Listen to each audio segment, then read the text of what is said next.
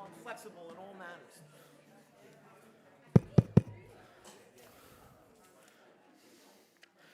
Good morning.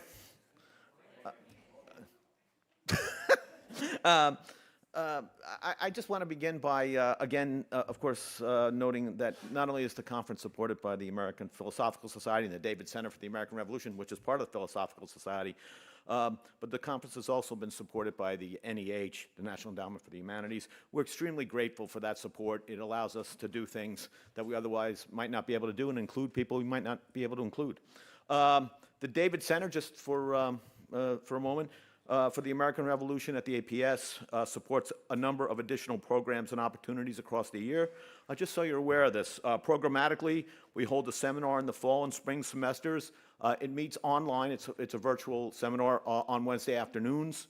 Definitely, we want people to be a part of that, and to, particularly when we have young scholars on, to help those young scholars. We also have opportunities in the Brown Bag Seminar of the APS, which is on Tuesdays at noon, and that's also online. The call for proposals, for paper proposals for the 2026-2027 seminar year of the David Center has just opened, and it is on the David Center page on the APS website. So you can go there and see, and if you're interested in giving a paper, get a hold of us. The David Center and the APS also fund a number of fellowship opportunities to support research on the era of the American Revolution. The current cycle has just closed, but we will begin accepting applications for 2027-2028 cycle in the fall. Please be on the lookout and definitely go in and look at those things. We like to support all kinds of different scholarships. Senior people, graduate students, all kinds of people have come. It only makes for a richer environment for us all. We're always happy to answer questions about these opportunities. That all said, I do want to, since we're all here now, so to speak, I do want to take this opportunity to give special thanks to the people who worked on the program for the conference, which I think has been a very stimulating conference. That committee included Catherine Grandjean from Wellesley College, Bertrand Van Roombeke, and Brenna Holland, and myself. But I do think that those three, believe me, did incredible work on this conference. Please join me in giving them a round of applause. The APS staff and fellows also participated and were of tremendous assistance. Kathy Pearson, Sarah Shapiro, Jeremy Shockrock, Todd Schockenrock, Pierre Nicholson, and James McKenna. Again, they really are the people who let us get together and do this work. And again, please join me in giving them a round of applause. Finally, I want to, note especially the work of two people, Brenna Holland and Thomas Johns, who you have met throughout the weekend. Unbelievable. Not only have done an enormous amount of work, but I think you would all agree with me, they do it with a certain grace and style that just makes for a fantastic atmosphere at the conference, and are fantastic people to deal with. So again, join me with a special round of applause for them. I can't say enough good things about the work they've done. And believe me, if you're working on these things, because they participate at all kinds of different levels and are able to do all kinds of different things, they both have incredible skill sets, and it's pretty amazing. So with that said, with those nice things said to people, all true, I want to introduce the panel, the chair of the opening panel this morning, Michael Quinn. He is currently a freelance consultant in the nonprofit history community. He assists clients throughout the Mid-Atlantic. Mr. Quinn retired as the president and CEO of the Philadelphia's Museum of the American Revolution in November of 2018. Prior to that position at the museum, Mr. Quinn served as the president and CEO of James Madison's Montpelier, as deputy director at George Washington's Mount Vernon, as CEO of the D.C. Preservation League, and worked in preservation planning. He has been recognized by the Garden Club of America, the Sons of the American Revolution, and other history and civic organizations. He continues to serve on the board of Thomas Jefferson's Poplar Forest, and has played a very important role in the sort of public history in the Mid-Atlantic and in the Upper South for a number of years. Please join me in welcoming him here.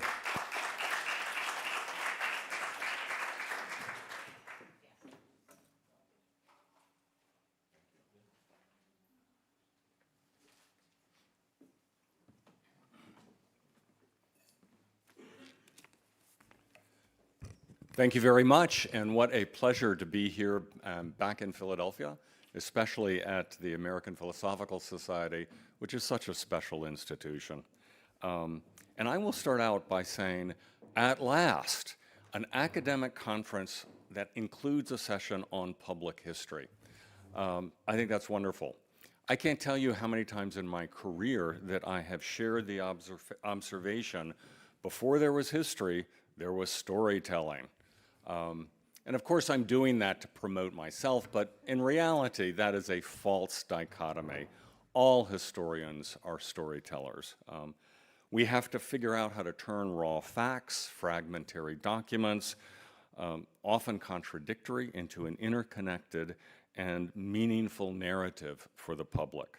And that's what our audience is here to talk about. Our panelists are here to talk about today. And as you're going to learn, they really know their stuff. So I've got some introductions to make.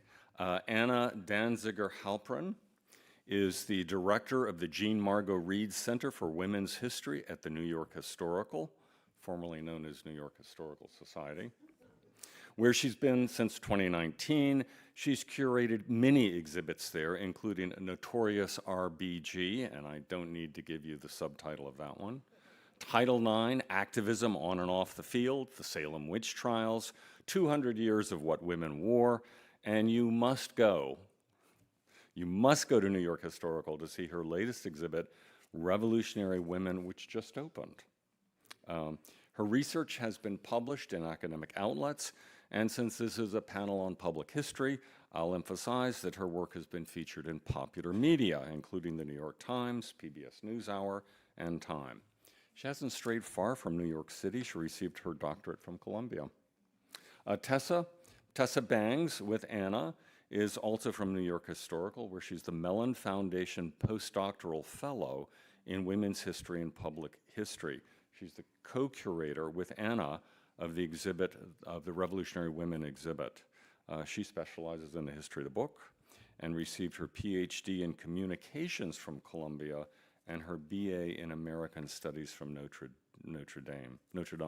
And she is very pleased to add that her dissertation research was supported by the APS and that she's excited to be back.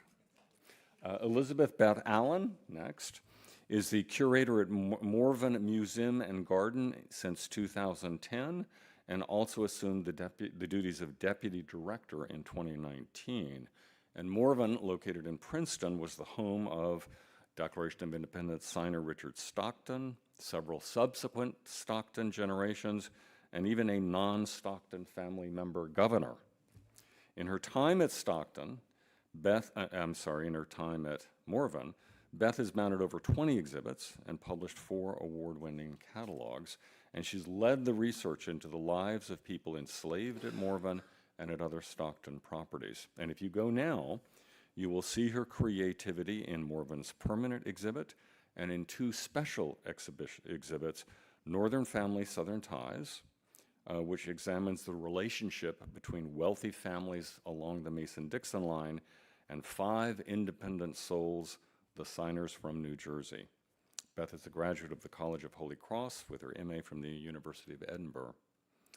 Jessie Gordon-Simons has worked in the curatorial department at Morven for over 10 years, and she co-authored a book on Morven's history with Beth, as well as worked on many exhibits, including the museum's permanent exhibition and both of its current exhibits. Our final panelist, David Gary, is on staff here at American Philosophical Society. He's the Director of Collections at the APS Library and Museum, where he's been for 10 years. And he is the curator of the current exhibit, which I hope you've all seen over in Philosophical Hall, These Truths, the Declaration of Independence. He has his PhD from the Graduate Center, City University of New York, and an MLS from Queens College, also the University of New York. So panelists, let's start.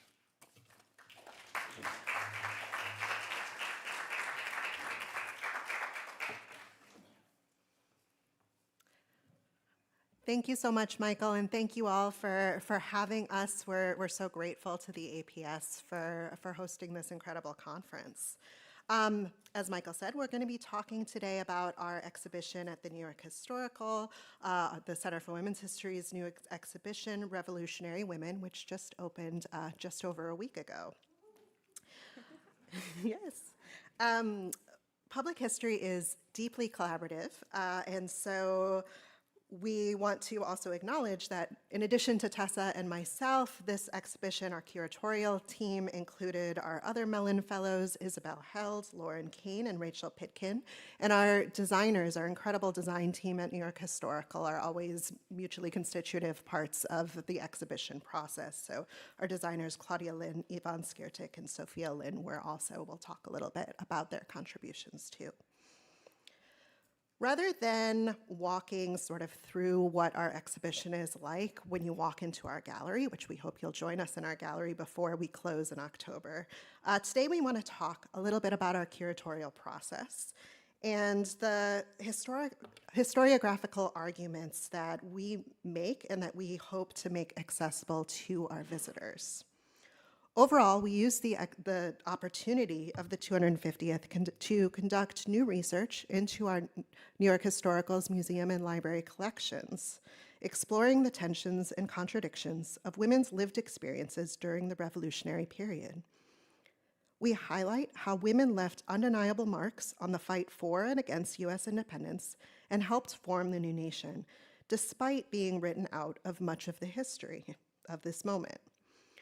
When we at the Center for Women's History began to plan for how we might mark this year's semi-quincentennial, we thought about this kind of crowded field. Even within the institution itself, New York Historical is doing many different exhibitions and public programs, but we thought about what we specifically might be able to contribute to the public conversation.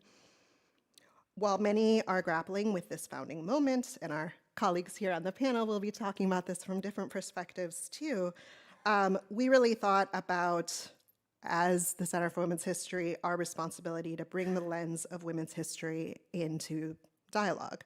And that's what we do and what we've been doing at the Center for Women's History for the past 10 years of our founding. So we began to work on the exhibition about 2 years ago, along with thoroughly reviewing all of the literature as well as our own previous exhibitions at the Historical.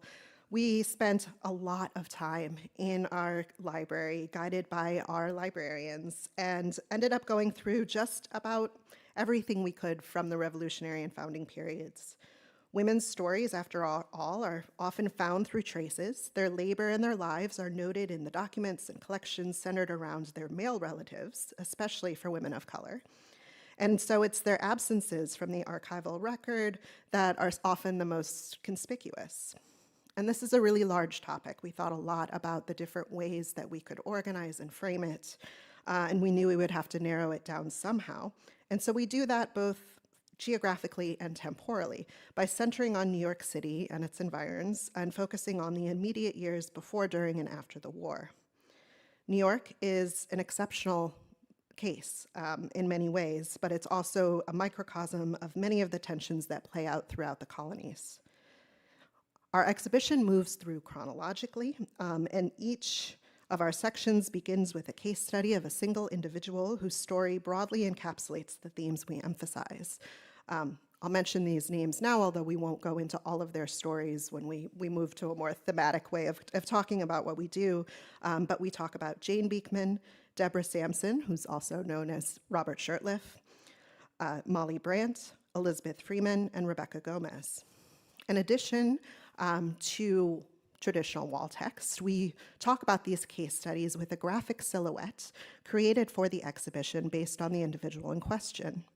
For some of these women, the historical record has left us likenesses. In fact, for one, we're using a portrait painted by John Durand of her. But for many others, and for many other women during this period, we don't know what they looked like. The historical record doesn't leave us with any trace of them visually. And so we worked with our designers to create these imagined creations. In our title graphic, which you can see here, you can see one of those silhouettes. This is based on a watercolor that's in the gallery as well of Martha, who's an African-American cook and who was painted by the Baroness Hyde de Neuville. So as I mentioned, our gallery is organized chronologically, but today our focus is on some of the more thematic and historiographic arguments which cut through the exhibition. These are how real women's contributions to the war are more blurred to comprehend than myths, how lines of allegiance are sometimes blurred, how the experiences of enslaved and self-emancipating, as well as indigenous women, challenge our conceptions of liberty-seeking in the period, and how paying attention to women's wealth and institution building can reframe our understandings of the nation's founding. Overall, this title graphic and our title seems simple, but intentionally kind of provocative because we're asking our visitors when they walk through the gallery to question what revolutionary means in daily practice. And we're also, by presenting a myriad of different women's experiences, also trying to unsettle a monolithic view of what women's experiences during this period would have been like.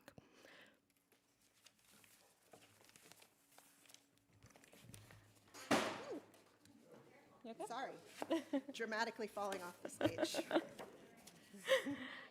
Yes, we're all set.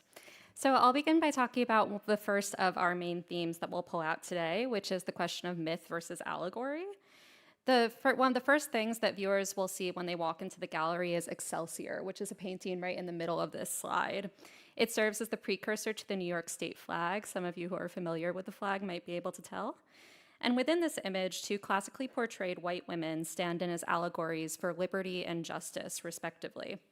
This grounds us in New York State, so it's the geographic focus, and it considers which women are held up as heroes from this revolutionary period, and what they look like and why.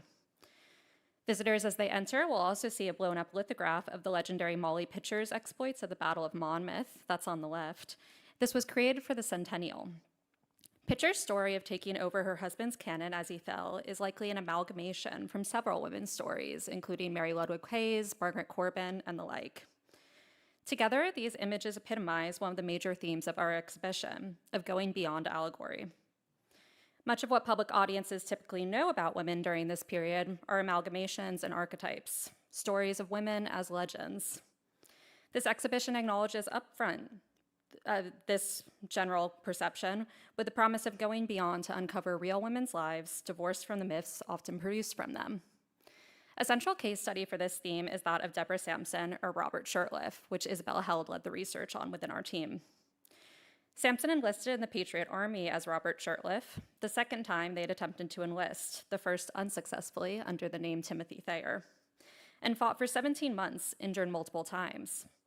Once hospitalized, Shurtleff's secret was discovered, and they were honorably discharged. Following the war, Sampson embarked on a publication and a successful speaking tour, that's what's on the right, that publication, where they crossed back and forth between gender lines, even on stage.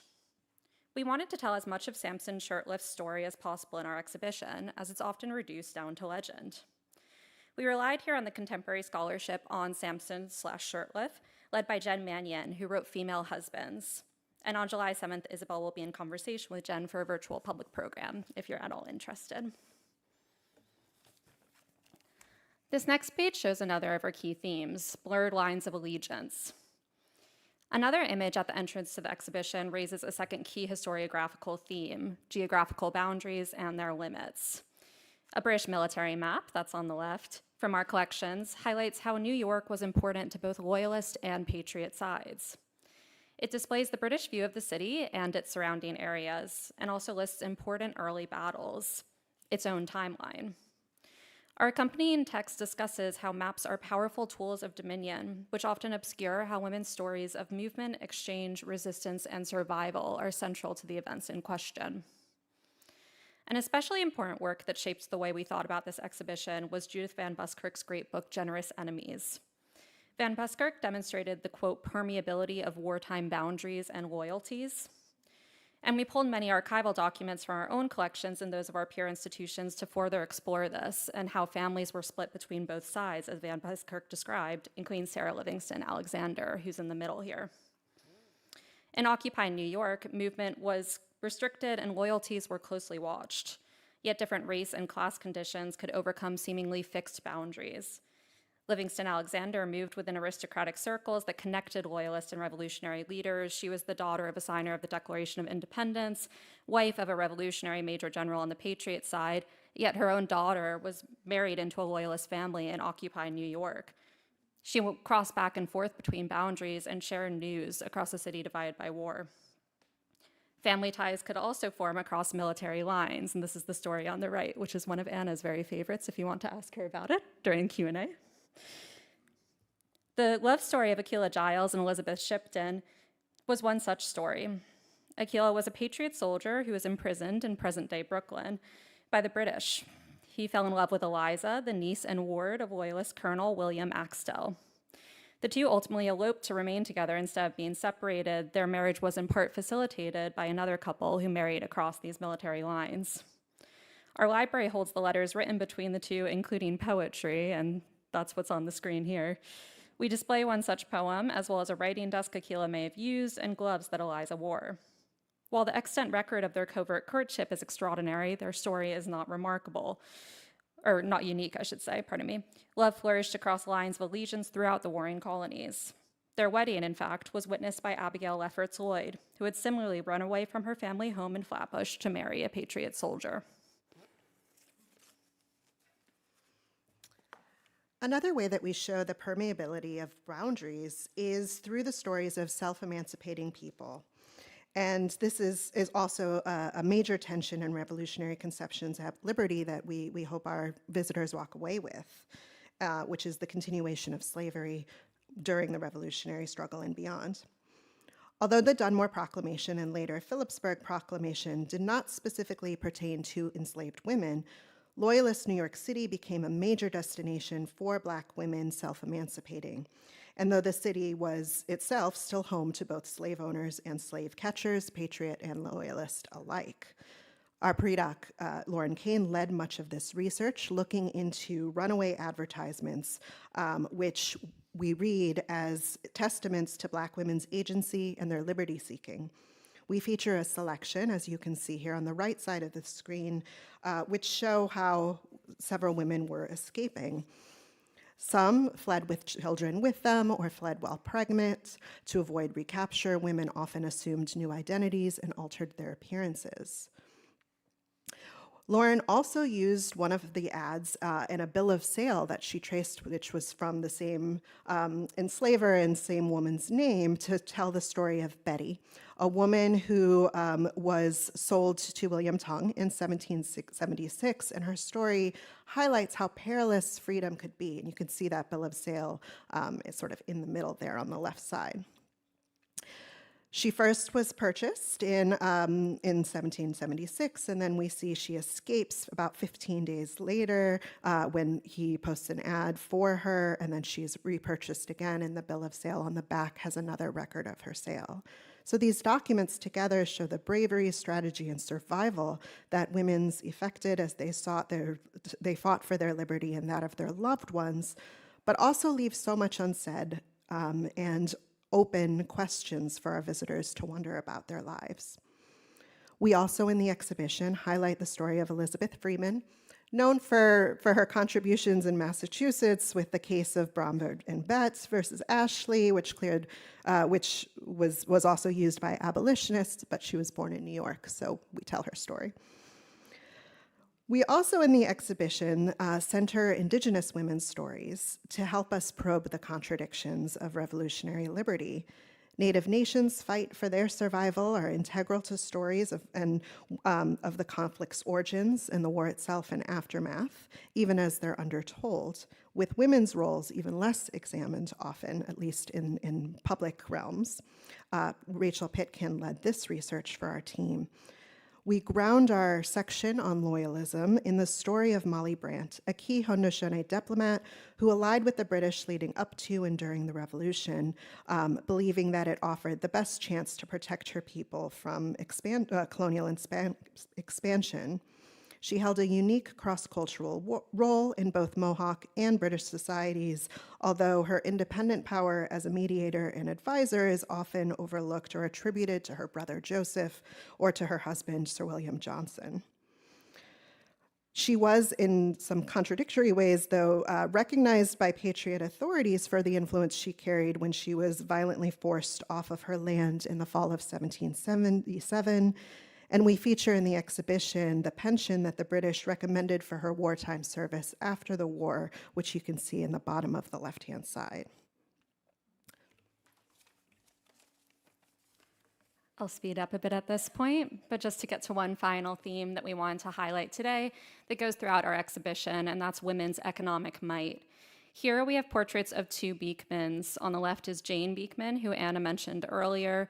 She's brought up to essentially highlight the limits of Enlightenment thought and who was afforded an Enlightenment education in the colonial period. And to the right is Cornelia Beekman Walton, who is there to represent, on one hand, the long Dutch legacy coming from New Amsterdam of empowering women merchants, traders, and the like, but also on how many widows and other women evaded the legal strictures of coverture and did so before the war, during the war, and after the war. And just briefly to the right, we also conclude with this theme, speaking about the early republic. So we come into the years directly following the revolution to talk about how many women, such as Juliette Noel Toussaint on the left-hand side, were very formative institution builders and essentially started laying the groundwork for the building of the city and the new nation. And to the right, we have the story of Rebecca Gomez, who's our final case study. She was a chocolate merchant, and we can tell the story perhaps in the Q&A of how we came to find her name in various records while side by side in the library, but eventually realized that this painting of the Tontine Coffee House, the physical centerpiece of New York's kind of financial ecosystem, represented through the more famous painting of Francis Guy on the bottom. The record books above actually show Rebecca Gomez's name just repeated over and over and over again because she sold part of the land on which the Tontine was built. And that's representative of how, if you know where to look, women's names are very present in these archives. And I'll just let Anna quickly conclude. Many of our exhibitions end with an open-ended question to invite visitor engagement and spark conversation. And so we follow that pattern in this exhibition by leaving our visitors with the question, how would you tell the story of the revolution? We do in this section feature a couple histories that were written by women in the immediate generations following the revolution, including, we have a quote on the wall from Elizabeth Elliot, who wrote a book of women in the American Revolution in 1848, where she says, "It appears to me that the influence of women in the achievement of our national freedom has not been sufficiently shown." And with that, I will end. It's her right there.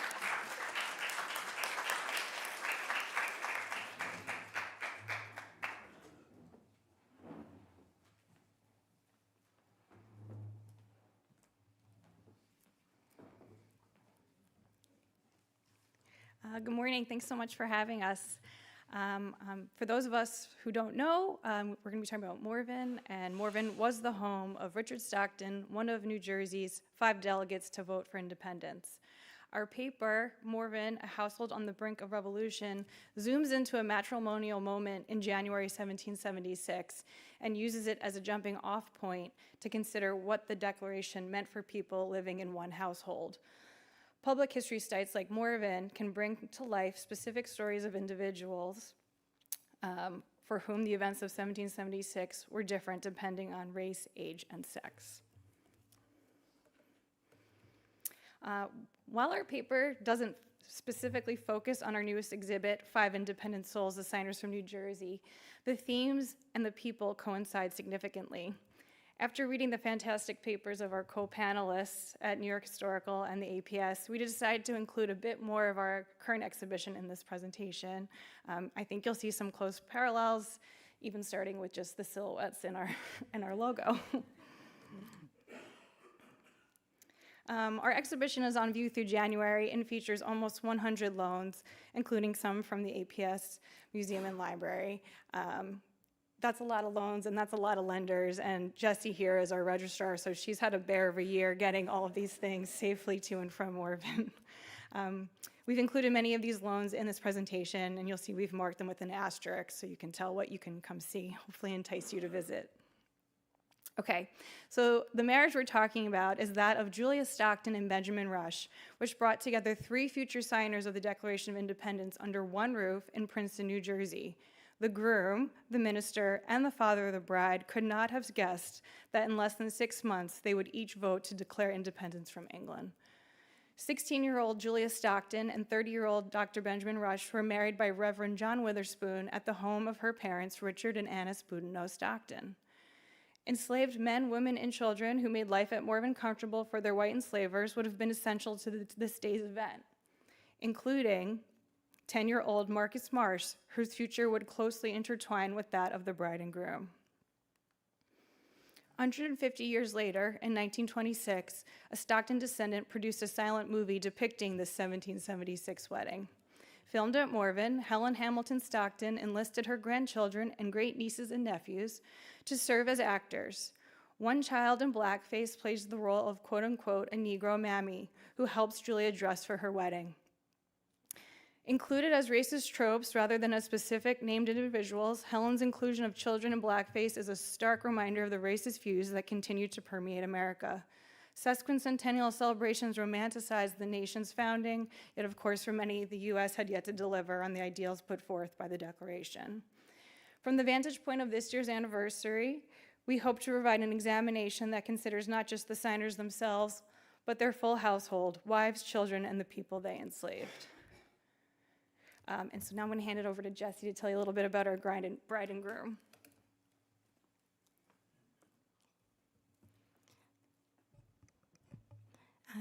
Benjamin Rush became enamored with Julia during a visit to Princeton in August 1775. According to Rush, it was Julia's glowing appraisal of Reverend Witherspoon that convinced him to pursue her. Julia's parents agreed to this courtship of their daughter. In this letter that you'll see on the slide, Stockton wrote to his brother, Samuel, "Dr. Rush has made a formal declaration of his passion about a week after you left us. He is much esteemed by your sister and me, and I believe not unacceptable to Julia." Julia would later write to her uncle to say that her parents told her that I was at my own disposal entirely, that they would never say a word to influence me on behalf of any man whatever. The decision to marry Rush was her own. At the time of her wedding, Julia was on the precipice of starting a new life. The thought of a new nation likely excited her, but the terror her family would face that year would be unimaginable. While her father and husband, along with the other signers, did not consider giving political rights to women, they did see white women as having an important role to play, raising well-educated sons who themselves would then become voting citizens. Julia was poised to fulfill the ideal of what would become known as Republican motherhood. That's something that Tessa and Anna shared in their exhibition as well.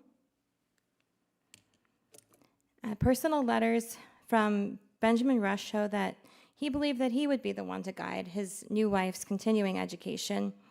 During their courtship, he wrote, "You are anxious to cultivate your mind and rise above that drudgery to which our sex have consigned yours and those follies to which too many of your sex have consigned themselves." He filled her library with works he felt were appropriate.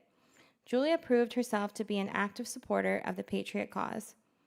In 1780, under the guide of Esther de Burt Reed of the Ladies' Association of Philadelphia, Julia helped to raise money for the troops. Her work collecting funds for soldiers during the summer of 1780 would have coincided with the third trimester of her third pregnancy. If you can picture moving around Philadelphia in summer, you know what a feat this is. Whoops. In 1787, Rush published Thoughts Upon Female Education, accommodated to the present state of society, manners, and government in the United States of America, taken from his address to the visitors of the Young Ladies Academy in Philadelphia. The ideas promoted in it were in line with the principles of what we would now call Republican motherhood. Julia outlived her husband by 35 years, having been a civic participant and raising the next generation of citizens in a young nation. Women in Pennsylvania would still, though, not gain suffrage until 1919, 74 years after Julia's lifetime. Here you can see the gallery that features Julia and Benjamin Rush, and now we will move on to her father. Within 12 months after seeing his daughter married, Richard Stockton's home in Morven would be ransacked by the British, and Stockton would find himself imprisoned in the Provost Jail in Manhattan. Stockton was a successful lawyer that had graduated in the first class of the College of New Jersey, today's Princeton University. He, along with his future son-in-law, had been crucial in recruiting John Witherspoon from Scotland to fill the position of college president. For most of his life, Stockton was a loyal subject, working within the colonial government, holding positions in the Royal Governor's Council and the New Jersey Supreme Court. The Stamp Act, though, was a turning point for many, including Stockton, whose livelihood as a lawyer would have been directly impacted by this tax. In 1774, Stockton sent a plan titled An Expedient for the Settlement of the American Disputes to Lord Dartmouth, which he signed by an American, and that's the document on the right there, the cover page. In it, Stockton suggested that some effectual provision may be made for adequate support of the American government by the Americans themselves. 2 years later, though, Stockton would become a delegate to the Second Continental Congress. In this exhibition for each of our 5 signers, we also shed light on the people whom they enslaved. When we looked at existing scholarship from earlier anniversaries, there was 0 mention of people enslaved by New Jersey signers. We have thus far identified 19 individuals. This exhibition panel on the screen on Stockton shares the identities that we know of Caesar, Jasper, Molly, Marcus Marsh, and possibly an additional man whose name is not known.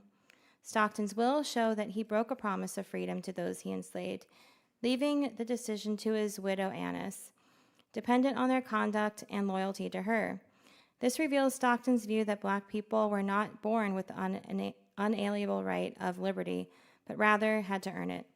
In his house, Stockton denied liberty for some while risking his life to secure it for himself.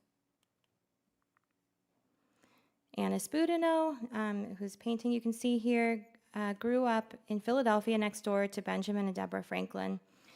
Annis likely had access to at least some of her brother's education. When her family moved to Princeton in 1756, they lived across the street from the college's newly built Nassau Hall. Annis was among the colony's first published female poets, along with her friend Elizabeth Graham Ferguson, who was well known for her Philadelphia salons. Annis's brother Elias played a significant role in the Revolution, first as the Commissary General of Prisoners and then as leader in Congress. Annis corresponded with him frequently, asking for the latest news.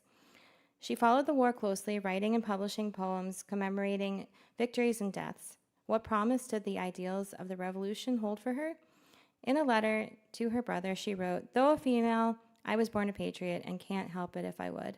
This qualifying statement acknowledges herself as a lesser than her male counterparts, but her writing suggests that she knew better. On this slide, we see that Annis was indeed considering the rights of people.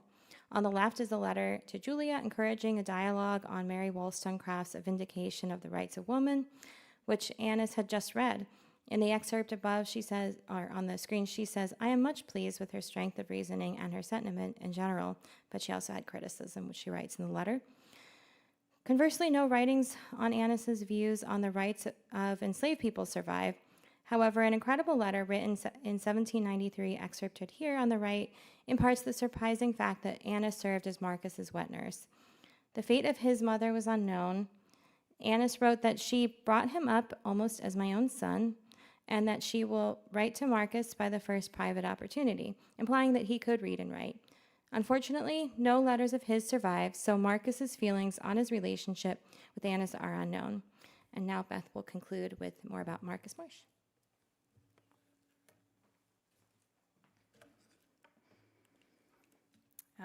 This is a view of our gallery on the Stocktons and the Boudinots, and also Marcus Marsh.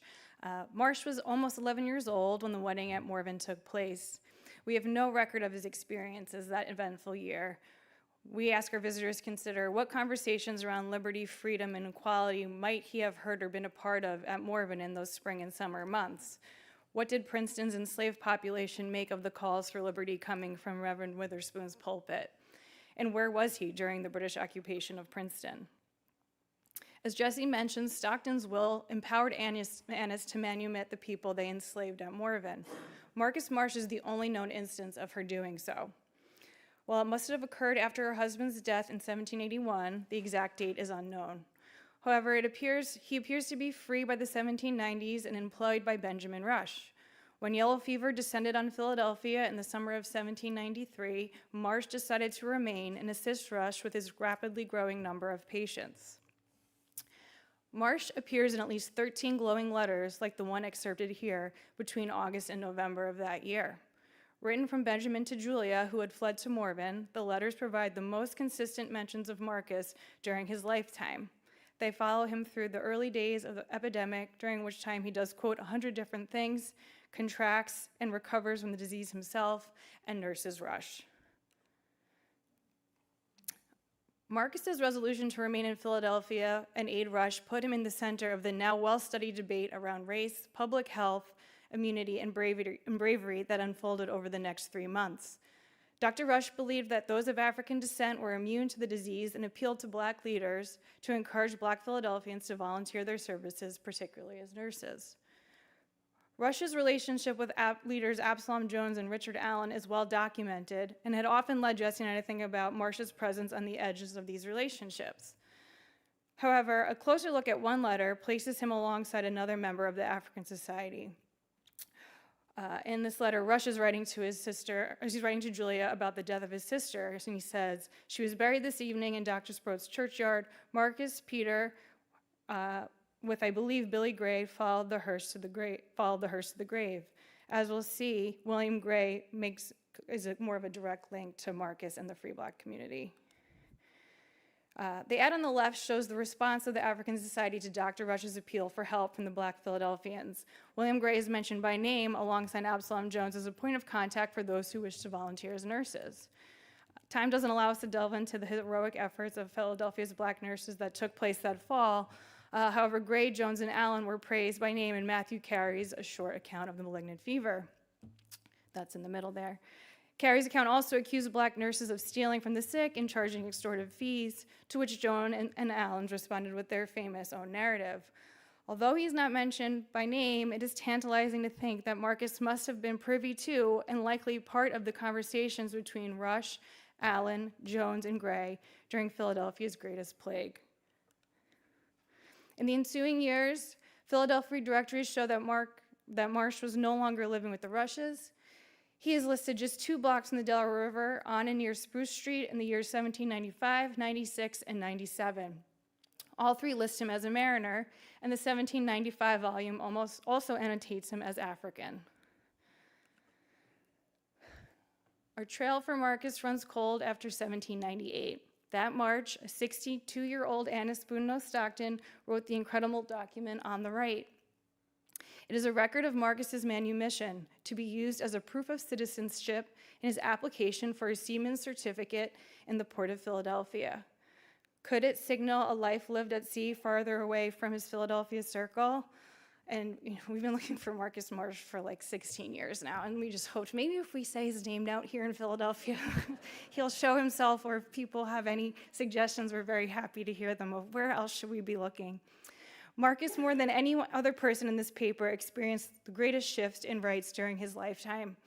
Whether it was the growing calls for abolition that moved Annis to free him, or her own affection for him, we do not know. Marcus survived the evils of slavery in Princeton, and eventually freedom in Philadelphia, surrounded by an ever-growing community of free Blacks. Of course, his freedom did not mean equality, as Rush's letters demonstrate. Marcus, the man that Rush credited with saving his life in all of these letters, does not appear in his autobiography. To sum up, these short biographies of Richard, Annis, Julia, and Marcus provide 4 different lenses through which to view the events that unfurled in the momentous year of 1776. Each would have had their own ideas on how the American experiment might affect their life. Richard would not live to see the end of the war, while Annis, Juliet, and Marcus had a front row seat to the birth of the new republic. Come visit us, please.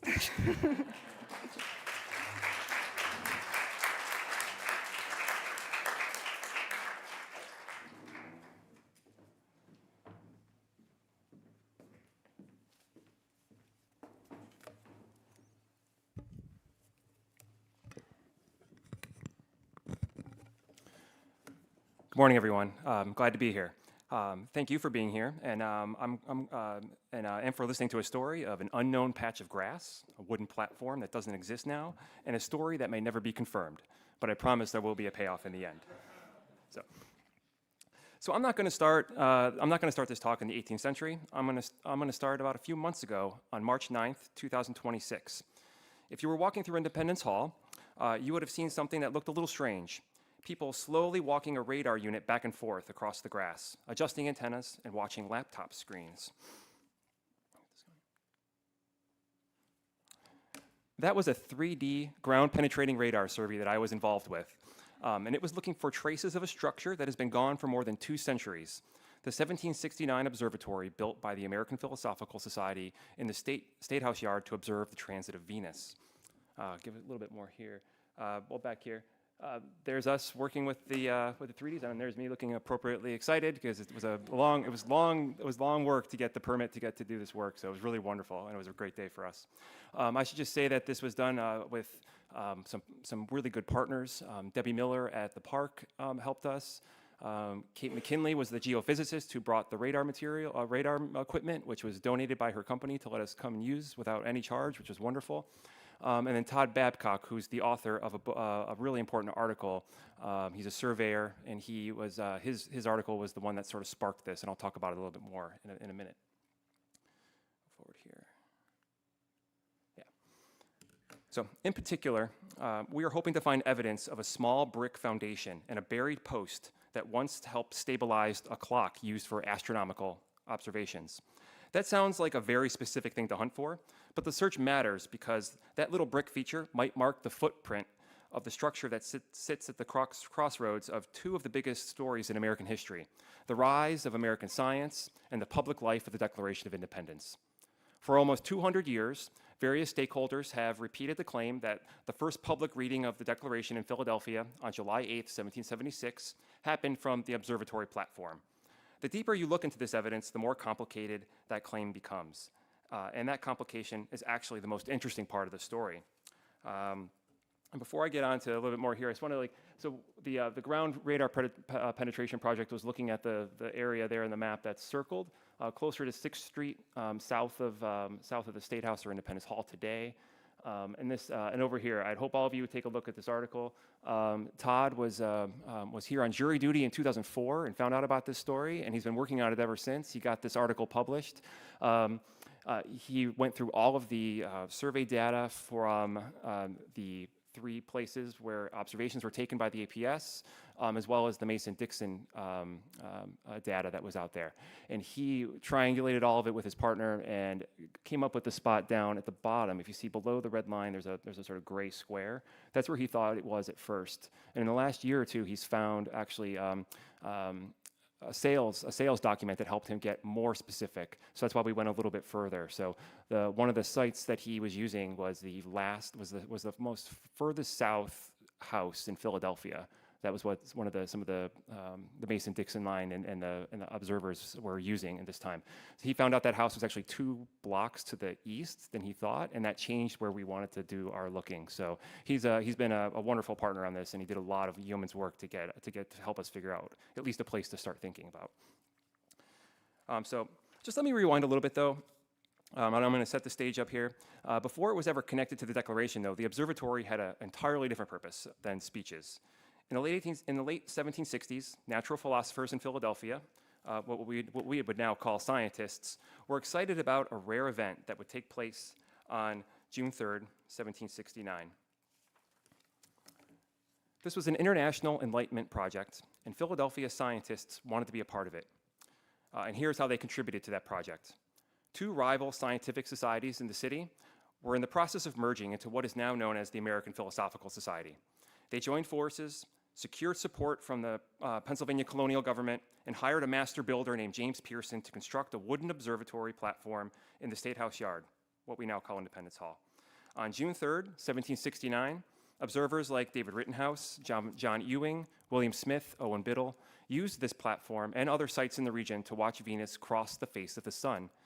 Their results were published in the Royal Society's Philosophical Transactions in London, and just as importantly, in the first volume of APS's own journal, The Transactions. That volume is the first scientific journal produced in what is now the United States. Benjamin Franklin, who was then in England, helped distribute the APS Transactions around Europe. So even before anybody mentioned the Declaration, this observatory already mattered. It was a symbol of careful observation and measurement. It was a sign that American science could stand on its own on the international stage. And that alone gives the platform an important place in the history of the APS, in Philadelphia, and the nation. So now let's jump forward 7 years to July 8th, 1776.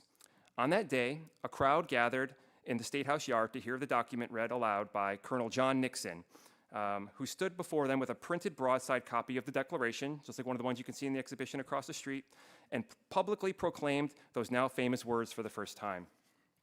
Two simple questions have obsessed people for nearly 2 centuries. Where exactly was he standing, and was he on that observation platform? So here's the honest answer. Based on the surviving sources, we don't know, but maybe. So we do know that people in 1776 mentioned a raised platform or stage in the State House yard. We also know that Philadelphians were perfectly capable of quickly building temporary stages for large meetings and then taking them down again. In May of 1776, John Adams described a meeting in the yard where a stage was, quote, erected for the moderators and speakers. He made it sound like a structure built for the occasion, not a pre-existing platform. And when Adams later wrote about the Declaration being proclaimed, he said it was read from that awful stage in the State House yard. A very ambiguous statement here. In the 18th century usage, awful here could mean awe-inspiring. That's what's often said in the different literature about this. But it also might have been terrible or unsightly. We do know that the APS didn't do much to maintain the wooden structure after the transit, and that APS members called for repairs of the structure in 1779 after the British left Philadelphia. Those never seem to have occurred, so it could have looked pretty bad. But Adams did not call it an observatory, and he did not describe it in any more detail enough to make us certain about what he had in mind.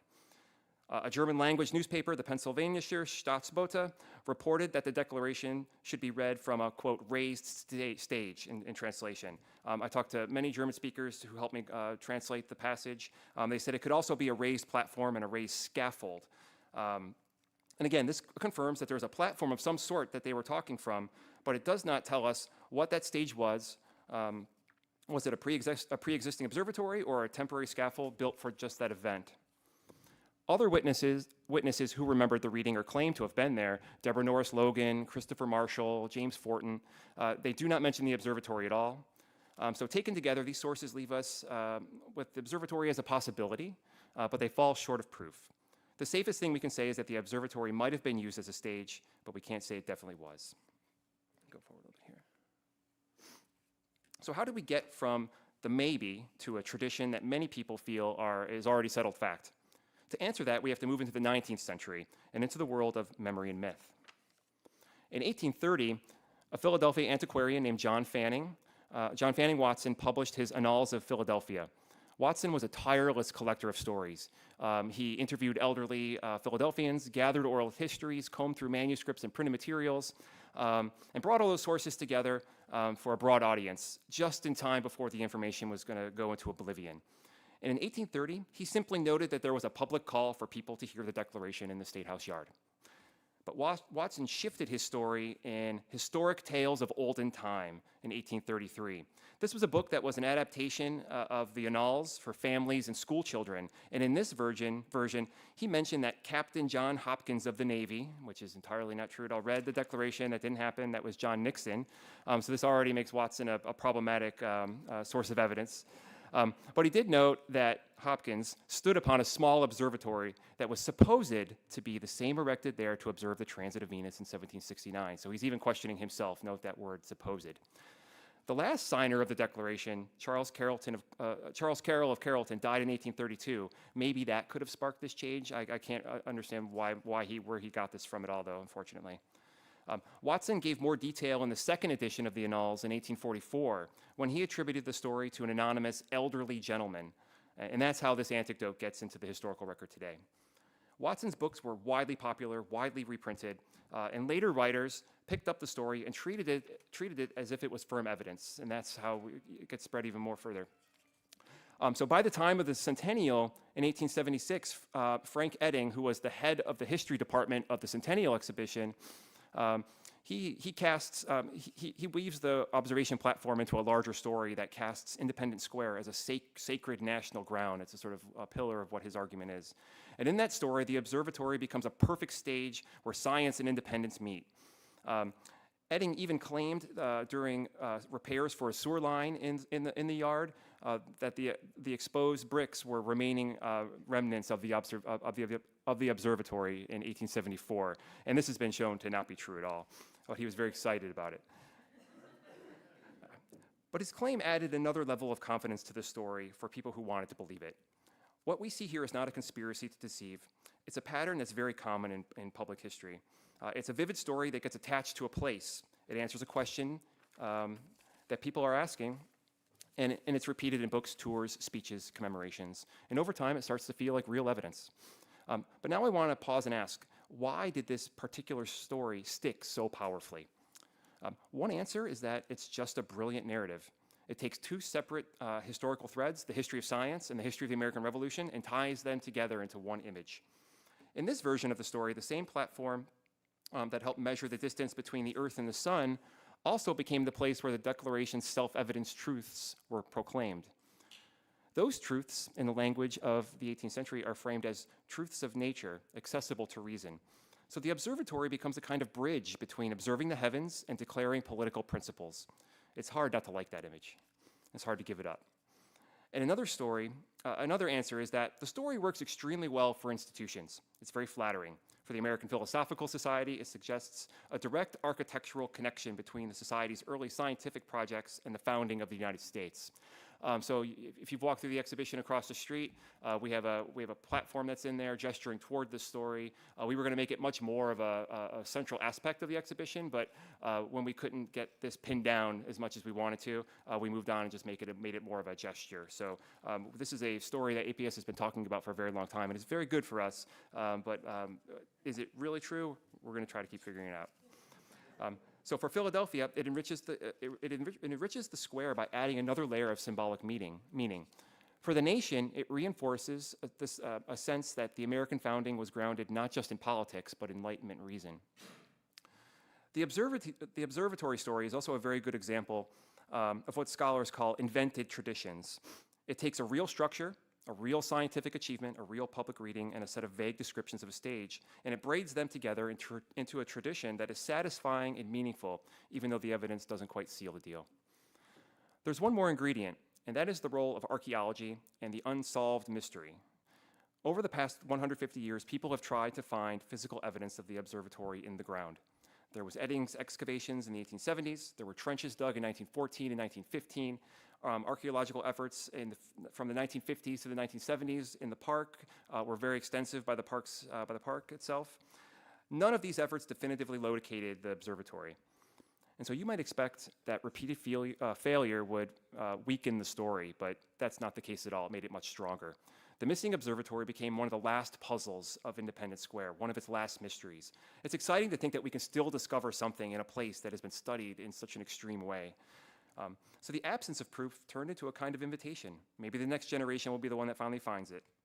Hopefully, our little group will make that happen one day. On that day, so all of this raises a bigger question. What do public historians owe the public when a beloved story rests on such thin evidence? Visitors to Independence Square want answers to very specific where questions. They want to stand on the spot. They want a plaque, a marker, a line in the map. Sometimes the honest answer is that we're just not sure. The challenge, and that can feel very unsatisfying, and one of the tasks of public history is to turn that uncertainty into something useful and engaging rather than something disappointing. One way to do that is through design. Many of you may probably know Franklin Court, not far from here, where Benjamin Franklin's house once stood. The house was demolished in the early 19th century when the National Park Service interpreted the site in the 70s. They didn't guess at what the house might have looked like. Instead, they installed a steel ghost structure, a frame outlining the volume of the building without pretending to be a reconstruction. Another example is the currently besieged George Washington Presidential House a few blocks away. Using the remains of the foundation gives it a concrete reality to tell a different story. In both instances, it's honest about what is known and unknown, and it's incredibly effective. Something similar could be done for the observatory, a ghost structure or a ground level marker or a digital model. All of these could indicate the most likely location of the platform while explaining the limits of evidence. This would allow the site to carry multiple stories at once. A story about astronomy, timekeeping, mapping, the Revolutionary Era, the Declaration of Independence, archaeology, myth, memory, and that really important connection between science and liberty. There's also an opportunity to widen the cast of characters in this story. Most people understandably focus on names like Rittenhouse, Jefferson, Adams, but an observatory can pull us into instrument makers who made the equipment that was used on the platform, carpenters who made the platform, and the soldiers who occupied it during the Revolution, as well as neighbors who lived around it in the square. A good interpretive scheme can show how a single missing structure can connect elite science, everyday labor, military occupation, and political change. That, too, is part of the value of grappling with the myth rather than simply rejecting it. So where does this leave us? The ground penetrating radar from March is still being analyzed, all that data, but it can also extend the many ways we remember the revolution. This project may give us a much clearer idea of where the observatory stood, but it also may show that the relevant traces have been disturbed beyond recovery. We don't know yet. The search for the observatory is itself a powerful story to share with the public. It's a chance to show that history is not just a set of finished answers, it's an ongoing investigation, constantly revisiting old questions with new tools and new perspectives. And in the end, the observatory has certainly become a stage, if not necessarily for John Nixon in 1776, then for all of us who continue to act our ideas about science, liberty, national memory on that ground. Thank you.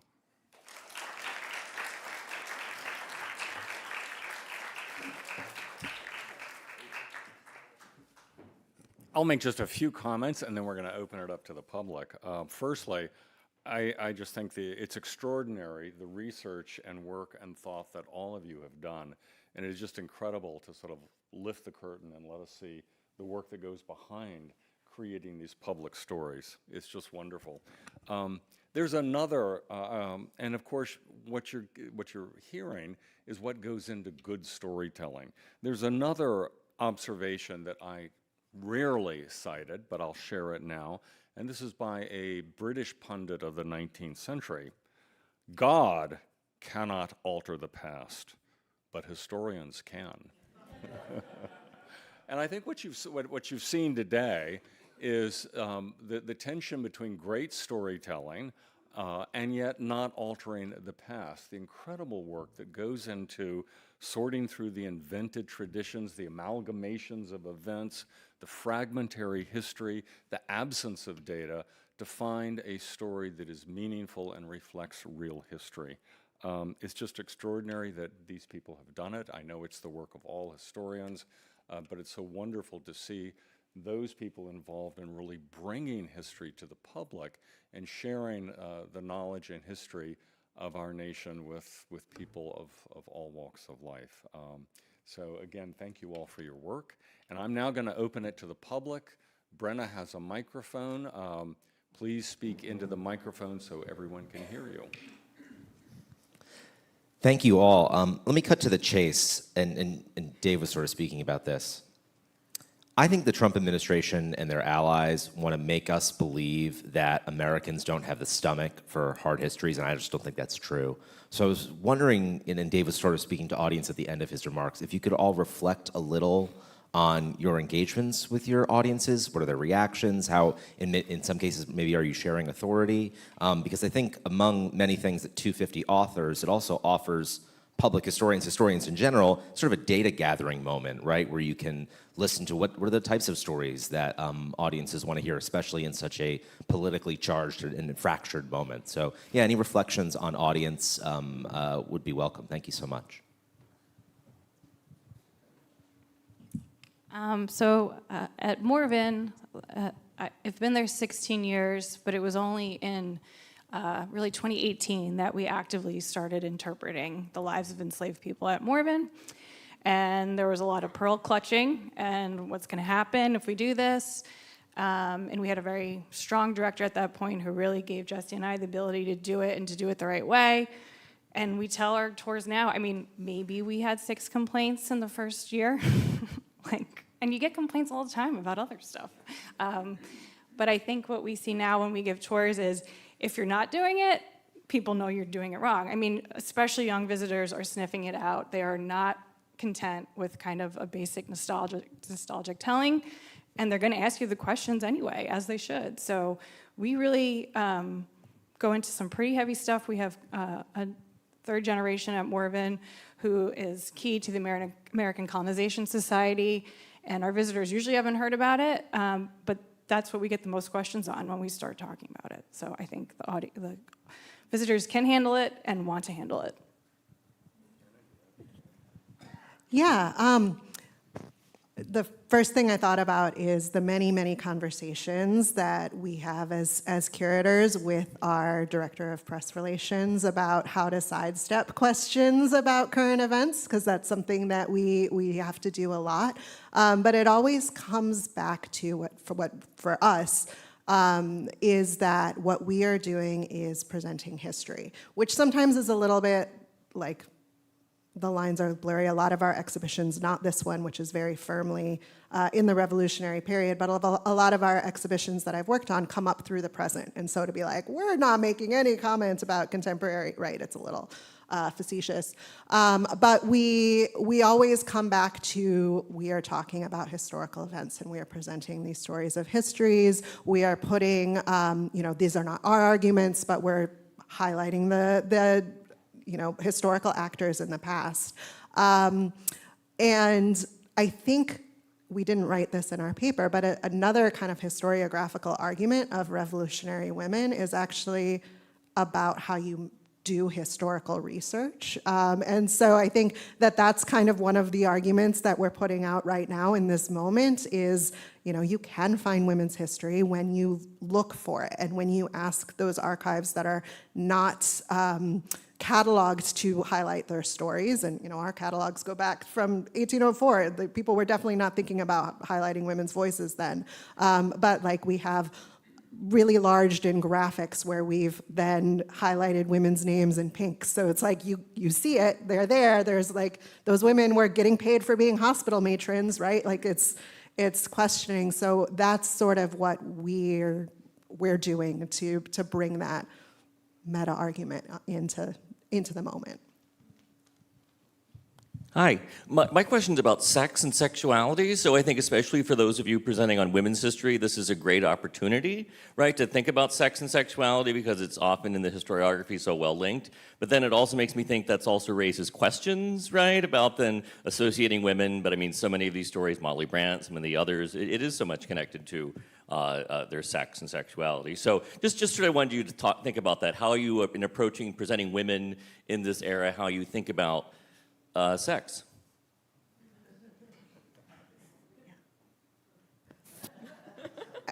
I mean, this is also sort of an answer to the last question. So we talk about in this exhibition the story of Deborah Sampson and Robert Shurtleff without using pronouns in the wall text, which was a really, really hard thing to write. Because we in that story specifically, we want to highlight that the historical record we have about Sampson Shurtleff's life was not written by it's coming through male mediators stories. Even the memoir of her was not written by Sampson. So we are always in thinking about at the Center for Women's History, where it's women's history, but it's also that we're including in that the story of trans and non-binary people and thinking across gender presentation and sexual orientation and how we do that. And there's a couple other places in the exhibition where we're attuned to that as well. Yeah, do you want to add anything? And listening to the story of Morven, I mean, you have to think about Benjamin Rush marrying a woman, girl, 16, and in today's world, that just raises a lot of questions. I don't know if you want to comment on that. So, got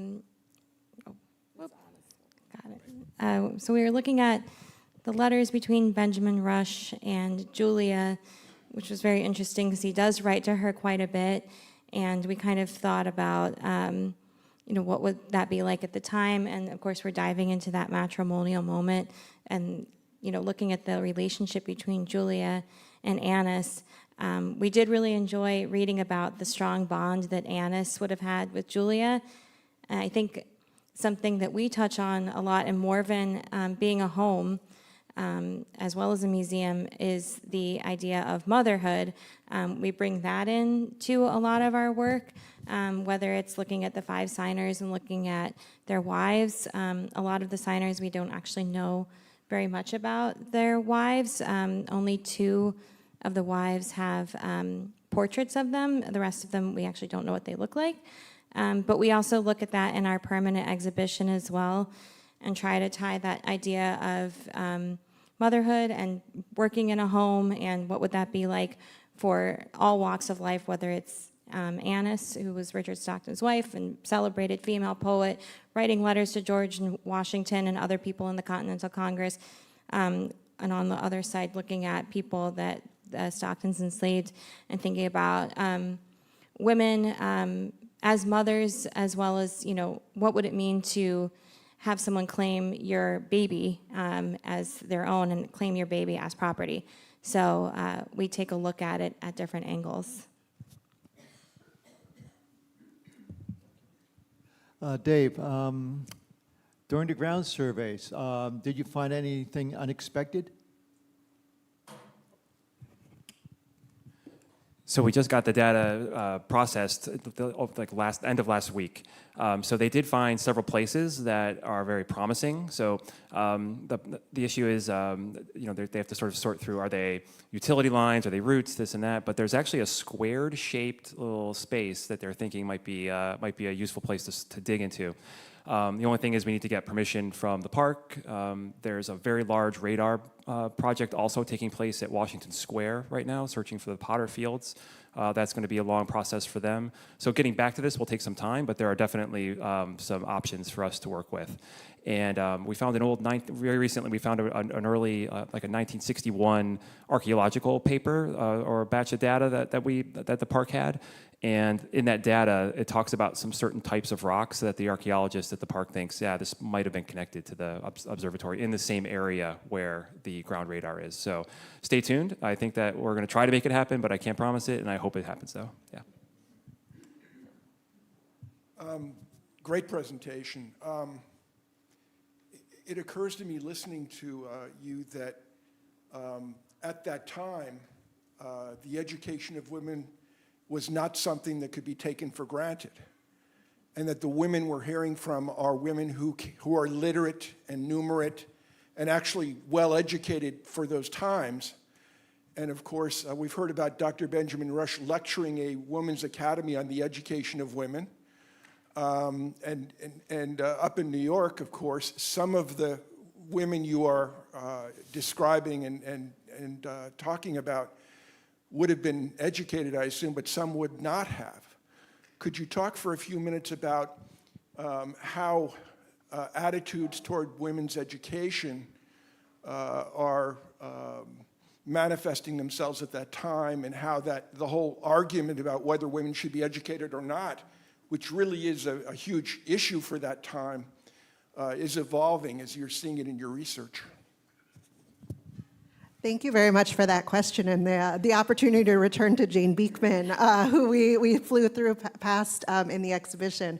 I love the fact that our initial portrait, that case study that we're talking about in this exhibition, is a portrait of a 6-year-old girl, although our team thinks she looks older than 6. But she's holding a volume of Erasmus. And so we use that portrait explicitly to talk about Enlightenment ideals and the way that it pertains to ideas about women's education during the time period, and then the Republican motherhood ideas that women should be educated so that they can educate their sons to be good citizens.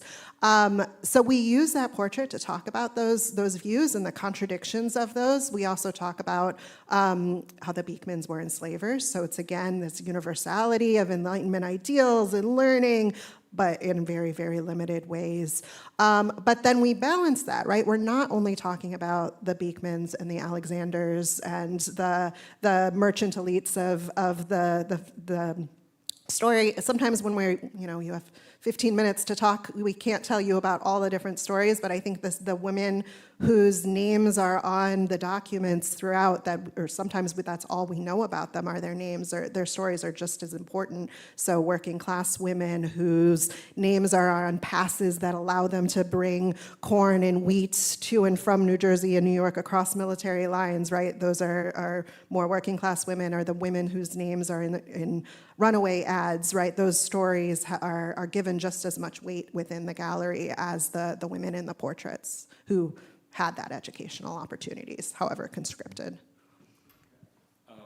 And thank you very much for that. I think we're going to have to bring this to a close. And everyone, please join me in thanking our panelists for their incredible work.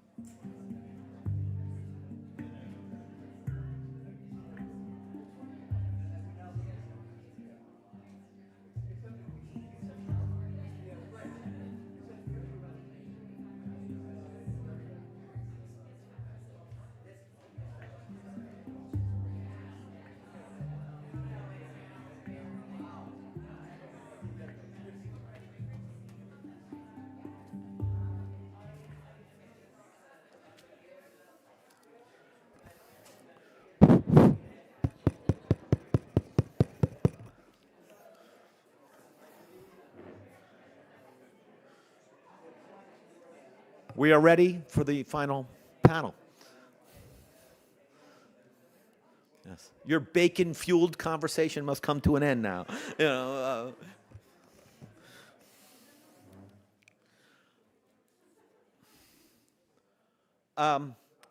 first, I would simply say, as you know, someone who's involved in the planning, you plan, and it takes. It seems like the conference is years and years away, and then suddenly you're here. And one thing I would say about this conference, and particularly about the panel, our final panel here is that the strength and the sort of intellectual stimulation from all the panels has just been fantastic. And I think that this finishing now, we're going to finish strong in this final panel. And I do want to say again, thanks to everyone, including everyone who's come, and to make it a successful conference. It's absolutely fantastic. I want to introduce the head of the panel today. It's Catherine Grandjean. She's Associate Professor of History at Wellesley College.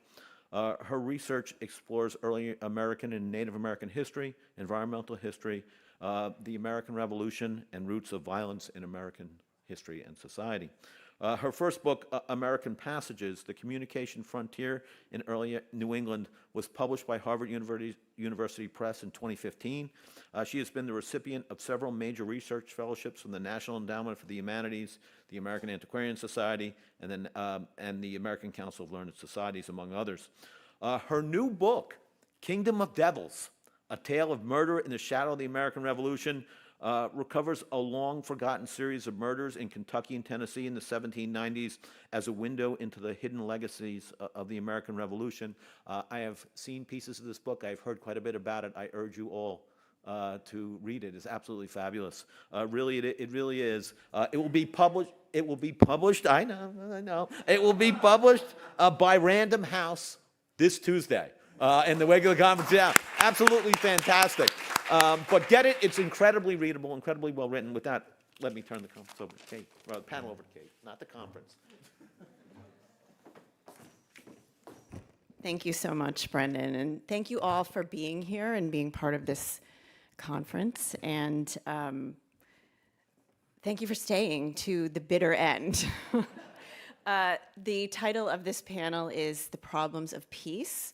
And as I have said to several of you over the last couple of days, I am hopeful it will be a sort of capstone reflection on the legacies of the revolution and of independence. So I'm going to introduce all of our panelists, including Travis, who is unfortunately unable to be here at the last minute. And then I will just sort of let our panelists do their thing, and we'll sort of be off to the races. Professor Mary Sarah Bilder is the Founders Professor of Law at Boston College Law School. Her prize-winning books include Female Genius, George Washington and Eliza Harriet in the Dawn of the Constitution, which was a finalist for the George Washington Book Prize, Madison's Hand, Revising the Constitutional Convention, which won the Bancroft Prize, and the Transatlantic Constitution, Colonial Legal Culture, and the Empire, which won the AHA's Littleton Griswold Award.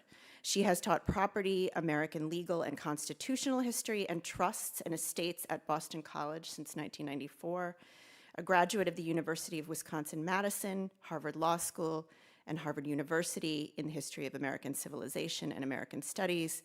She is also literary director of the Ames Foundation and a member of the American Law Institute and the American Antiquarian Association. Travis Perusit, who, as I said, was unable to be here at the last minute, but that's unfortunate. He has had a very interesting life. He is a veteran of the United States Air Force, in which he served in Japan until 2016, and then decided to pursue his PhD in early American history at the University of Arkansas. His dissertation, Rise Up: How Black Soldiers and Veterans Defined the Revolutionary Era, concerns African American soldiers in the Revolution and how those soldiers' unique position intersected with the greater movement for Black freedom and rights in the late 18th and early 19th centuries. He will soon join the history faculty at the University of West Georgia as assistant professor of history education. And finally, James Fichter is an economic historian of the early modern Atlantic, the United States, and the British Empire. His previous book, Tea, Consumption, Politics, and Revolution, 1773 to 1776, examines the failure of consumer boycotts in the Revolutionary Era. His first book, So Great a Profit: How the East Indies Transformed Anglo-American Capitalism, examined the Anglo-American economic relationship in East Asia after US independence, and his current book, Mammon, examines the Anglo-American slave trade between 1774 and 1808 with a transnational lens. He is an associate professor in history and global and area studies at the University of Hong Kong. Okay, with that, I will turn it over to both of you.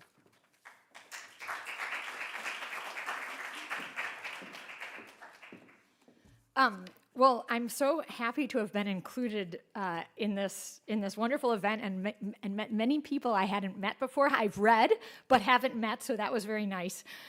I'm going to speak for about 20 minutes. We have a little bit more time than we expected, so I'm taking advantage of it. This paper is one that I've wanted to write for about 10 years, so I was very grateful for this conference giving me an opportunity to present it. It's actually, someday I'll be rich enough myself to fund the book, the coffee table book that I've been told is unpublishable, on Washington's diary and the Constitutional Convention. I have this great image, but I'm going to have to save up enough money.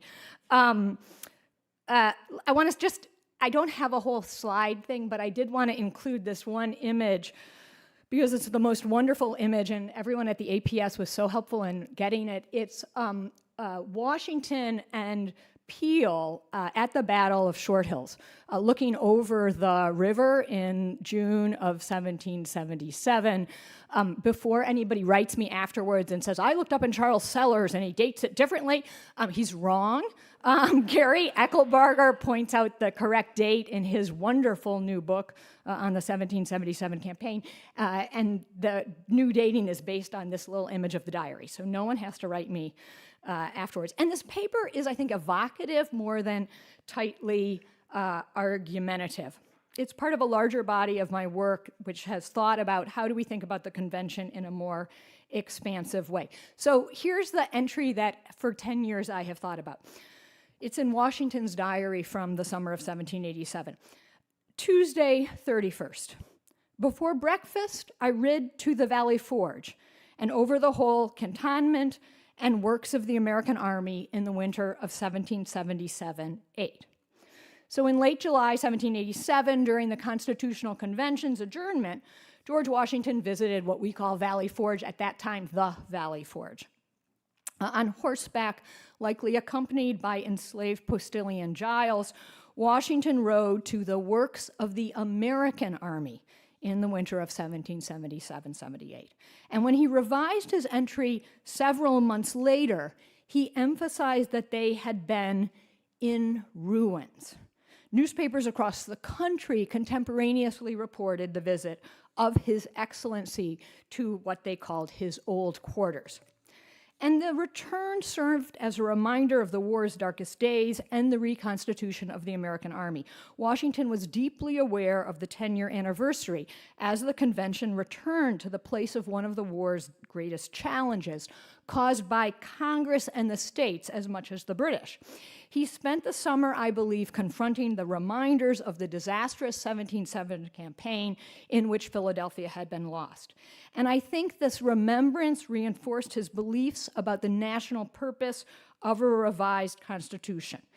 And so reflecting on this confluence of timing and location, I think can also illuminate several obscured convention dynamics for those of us who like the convention, and offer a counterweight to a Madisonian-dominated internalist interpretation. For like Valley Forge, the convention was a turning point in the reconstitution of the American nation. And the paper has 4 sections that I'm just going to sort of run through somewhat summarily. The first section surveys some of the historiographies on revolution and convention. I'm going to skip that entirely.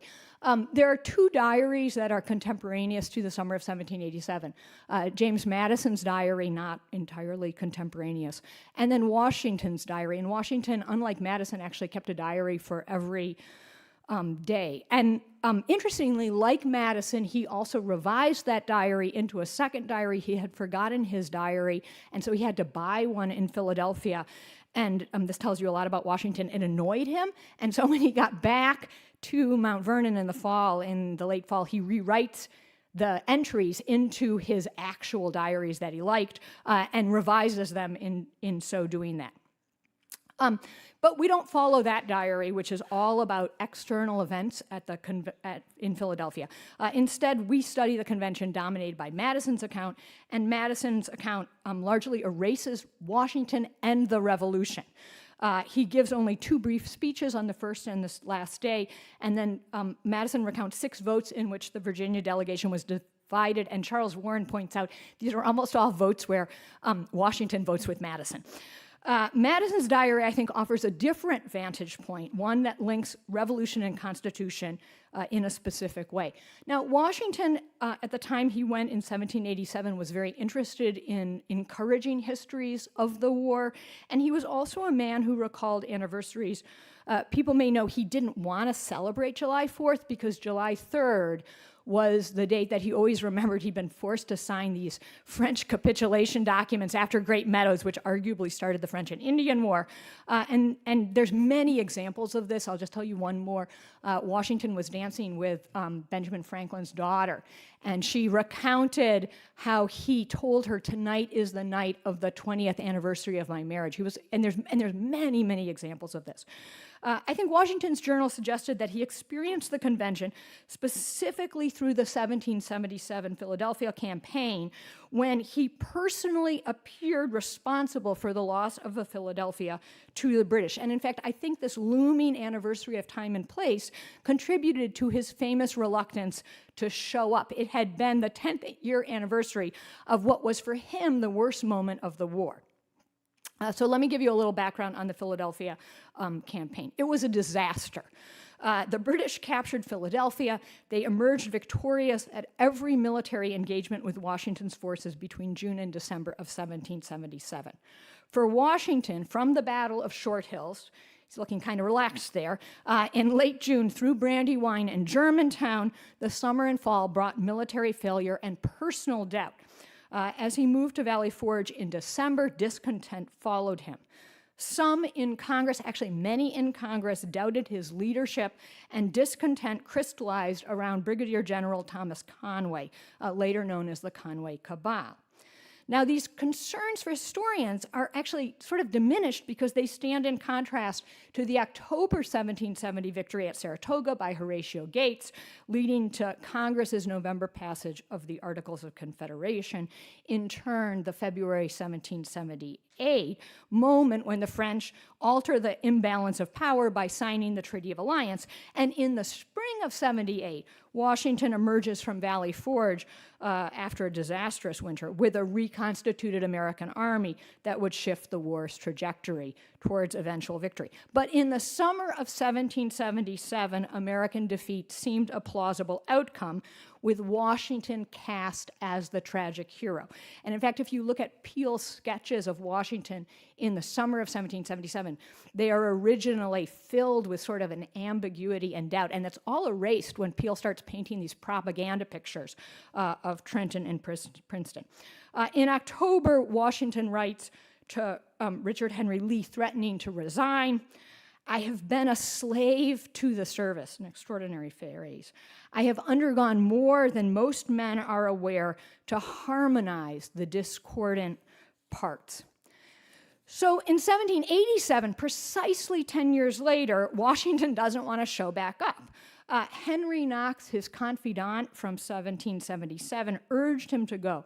Knox contrasted a government of events with a government of the same materials differently constructed. Knox argued that Washington could help create what he called a system of national complexion and doubly entitle you to be father of your country.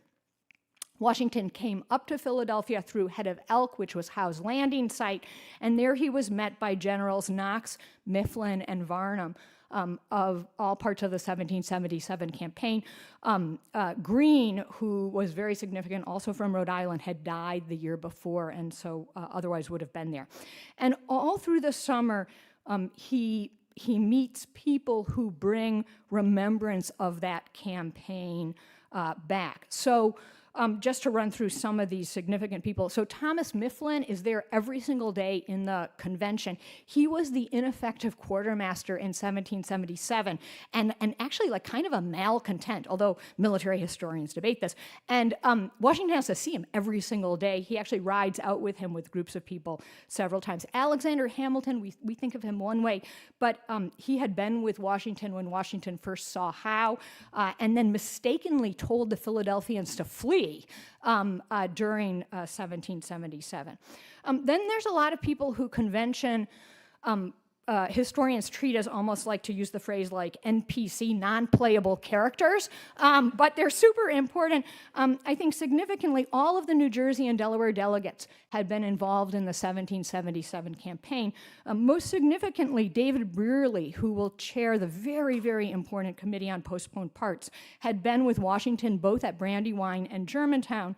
That's true also of Jonathan Dayton. And then Jacob Broome had actually been the person who mapped Brandywine for Washington. Dickinson had served as a private.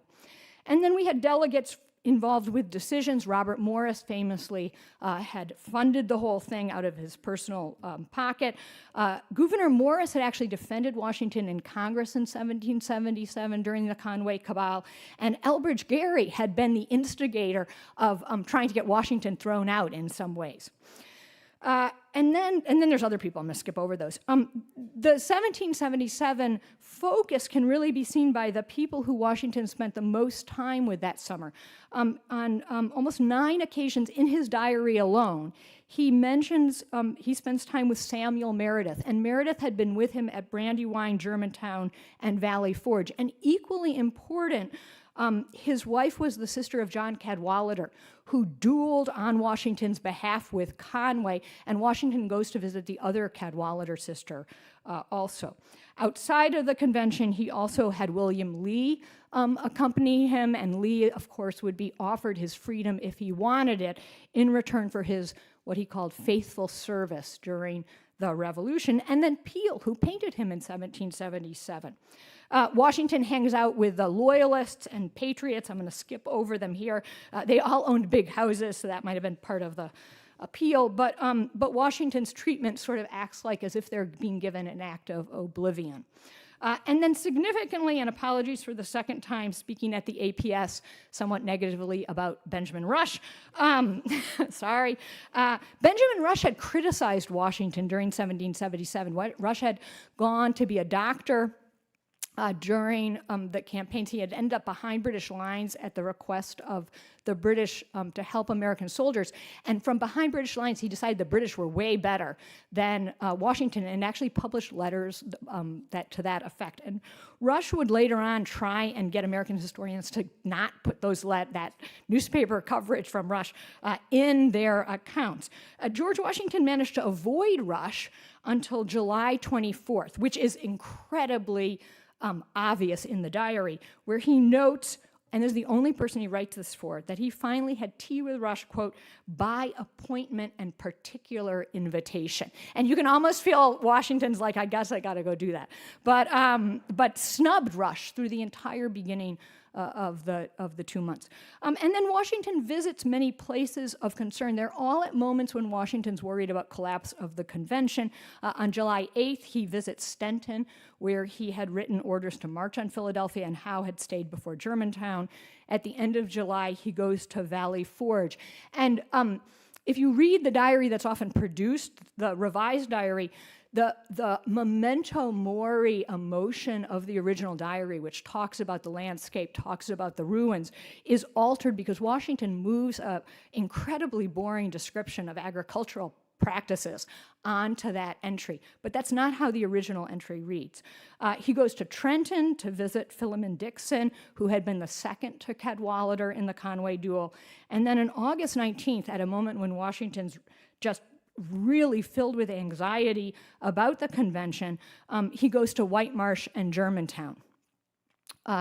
And he writes in his diary about, he visits Cliveden, which had been the site of this terrible battle with the British.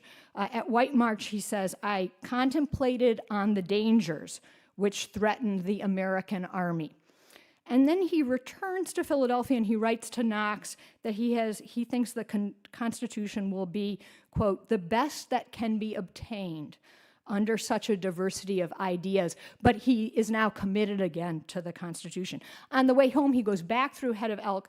Military historians write Washington's sort of most fatal flaw was he was impatient, and he shows his impatience. He doesn't want to wait, and so he decides to take his carriage over a rotting bridge and almost loses his horse and carriage. Like the movie version of my unpublished book would be fabulous because it shows Washington going right down through. He almost loses the horse and carriage, and he writes, "By the prompt assistance of some people, everything was rescued." And I think it is Washington's understanding of the people that becomes so important. So let me turn to some of the ways that this helps us see the convention differently. And I apologize for geeking out a little bit here on the convention. I think the legacies of 1777 shaped Washington and other people at the convention who had fought through the 1770 campaign and were experiencing the same 10-year anniversary, that the desire for a national government mattered above and beyond all disputes. The crisis of 1777 had made apparent already that the existing structure of Congress and states, as embodied in the articles that would just be drafted and published that year, was going to actually be unworkable. Americans needed a national government staffed by nationally minded officials. To this end, Washington was no handmaiden of Madison. Out of the 1770 campaign coalesced an informal group, I think, around Washington committed to this end. It included Knox, who was outside the convention, but there all through June and then writing Washington with a lot of secret information through the summer. Importantly, within the convention, the two Morrises and Hamilton. And they often, I think, act from the wings or step in to ensure a certain trajectory. Importantly, none of them are Virginians. Prominent Virginians had not participated at length in the Philadelphia campaign, and the lessons that the Virginians had learned from the war diverged and favored Virginia interests. So working through or with Madison offered Washington an opportunity to throw Virginia's vote towards national consolidation and a strong executive. And in turn, I think Washington's capacity to inspire loyalty may explain why Madison did not abandon the convention after he lost proportional representation in both houses and the negative over state laws, which he cared about. Morris and Hamilton, both with Washington in 77, and Madison are on the final committee that writes the Committee of Style, which writes the final draft, the preamble, and then I think very importantly, the letter to Congress, which declares that, quote, "the greatest interest of every true American was the consolidation of our union in which is involved our prosperity, felicity, safety, perhaps our national existence." I think it helps to explain the compromise over bicameralism. All 5 members of the New Jersey delegation were involved in 1777. And John Dickinson warns Madison when he's pushing so hard to get proportional representation in both houses. You see the consequences of pushing things too far. The small states were friends to good national government, but feared domination of the large states. And I think we overread the New Jersey plan in thinking about it as a states' rights plan. It's not a states' right plan. It wanted a strong national government while honoring the small states' existence. And I think the memory of 1777 reassured people like Washington that the New Jersey and Delaware delegates pushing so hard for equal state suffrage were nonetheless authentically tied to a strong nation. I think it helps us understand the dissenters. I have become convinced that the dissenters, Randolph, Mason, and Gary, were dissenters from the get-go. Randolph and Mason never shared Washington's desire for a single national executive. And I think Gary's comments, which are very critical through much of the convention of the executive, probably sounded at the time reminiscent of the way Gary had criticized repeatedly Washington in 1777. Lastly, I think this reminiscence, this remembrance, helps explain Washington's final extraordinary personal request. So on the last day of the convention, and you can actually see this over at Independence Hall, after the document had been engrossed, Washington intervened. And he said that we ought to change the representation from 40,000 to 30,000. And so everyone was like, okay, sure. And they scratch it out, and you can see it on the engrossed thing, and they write in 30,000. I think Washington here intervened on behalf of the people. 1777, particularly the Rhode Island delegation, which was not at the convention, reminded him that it had ultimately been the people who had participated in the Revolutionary War. Rhode Island troops fought valiantly, but the state had not sent delegates. And Washington, I think, on this final day, does something in response to Knox's contemporary letter that he had received. Knox said, "You will enjoy the high satisfaction of having performed everything that could be expected of you." And I actually think this last-minute change is Washington sort of like, I can do one more thing. In November, this was contemporaneously known, the Massachusetts Sentinel reported that Washington had this changed at his request. According to the Sentinel, Washington acknowledged the impropriety of the chair intermingling in your debates, but the small number was a defect in your plan. More representatives better accorded with his ideas and would be, quote, more grateful to the wishes of the people. And so there's this sort of moment at the end of September where Washington intervenes on the people. Just to conclude, 9 years later, when Washington delivers the farewell address, he doesn't deliver it, it's printed in the paper, he chooses the date that matches up with the convention. It's published on September 19th, the first Monday that the paper was printed after the anniversary of the convention signing. And in that speech, right, that's a very famous speech, so I won't reread it all here, that would take a long time, he focused on national identity. Very famously, citizens by birth or choice of a common country, and then he emphasizes independence and liberty had come from the work of joint councils, joint efforts, common dangers, sufferings, and successes. He stressed the commitment to, quote, carefully guarding and preserving the union of the whole, for whom the efficacy and permanency of your union, a government for the whole, is indispensable. I think this is the theory with which 1777 had brought to him in 87. He referred to the 1787, quote, Constitution of Government as a free government, free constitution of an intimate union. I think for Washington, 1787 had atoned for 1777. Thank you very much.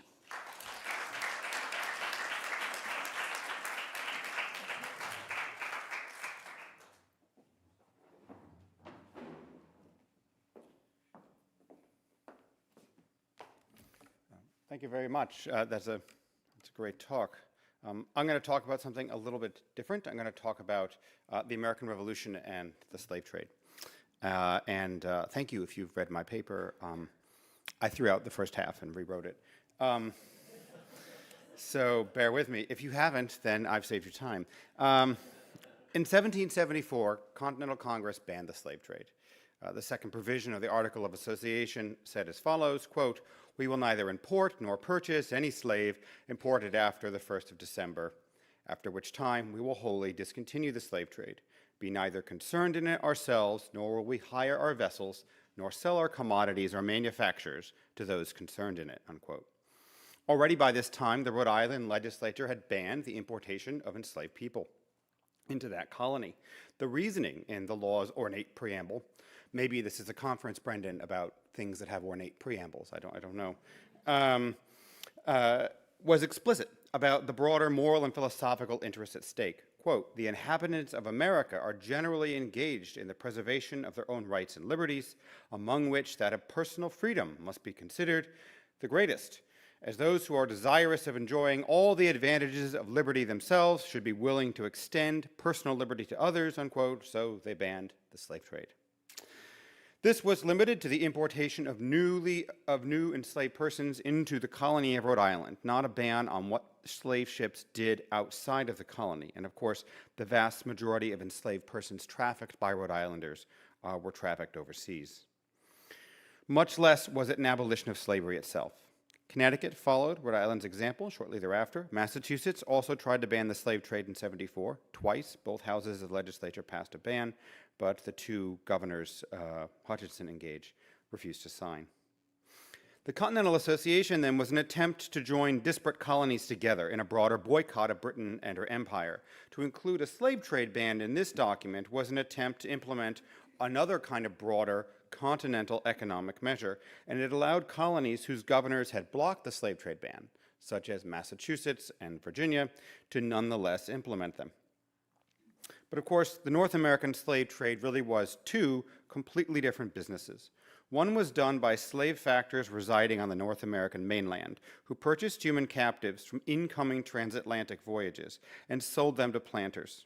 Over 90% of the slaves imported into late colonial North America came to one port, Charleston, South Carolina, with much of the rest coming to nearby Savannah, which was basically a little Charleston. In the colonial era, and indeed well into the early Republic, most of these came on ships outfitted not by North Americans, but by Englishmen, especially from the ports of Liverpool, Bristol, and London. The other American slave trade involved ships from Boston, New York, and especially Newport, Rhode Island, which sailed to West Africa, bought human beings, carried them to the New World, and especially carried them to the Caribbean, which took about 80% of the slaves on late colonial era North American slave ships. Before independence, North Americans brought those slaves to the British Caribbean, and especially Jamaica. After independence, they carried them to the foreign Caribbean, especially Cuba, and what might be considered perhaps an American asiento. Despite the association's ban on the slave trade, in September 1775, Captain Jacob Dunnell sailed the Nancy from Dartmouth, Massachusetts, a coastal town not far from Newport, on a slaving voyage. Dunnell was an experienced slaver, having undertaken an earlier voyage from Boston in '73. Now he sailed for a combination of Massachusetts owners. He sailed not for Cape Coast Castle or the other slave trading ports in West Africa under British control, which had been the main destinations of slavers such as himself when they arrived in Africa in previous decades. Instead, he sailed for Gorée in present-day Senegal, a French slave trading post, where he began trading. He then carried on down the coast. Gorée was not, as it seemed, as easy a place to make unplanned inroads as the ship owners had hoped. As it turned out, the real problem for the American slave trade wasn't Congress, but Parliament. Parliament's Declaratory Act, passed in December of '75, exposed North American vessels to attack from the Royal Navy and from British privateers. And so in early January of 1776, HMS Atalanta took the Nancy prize.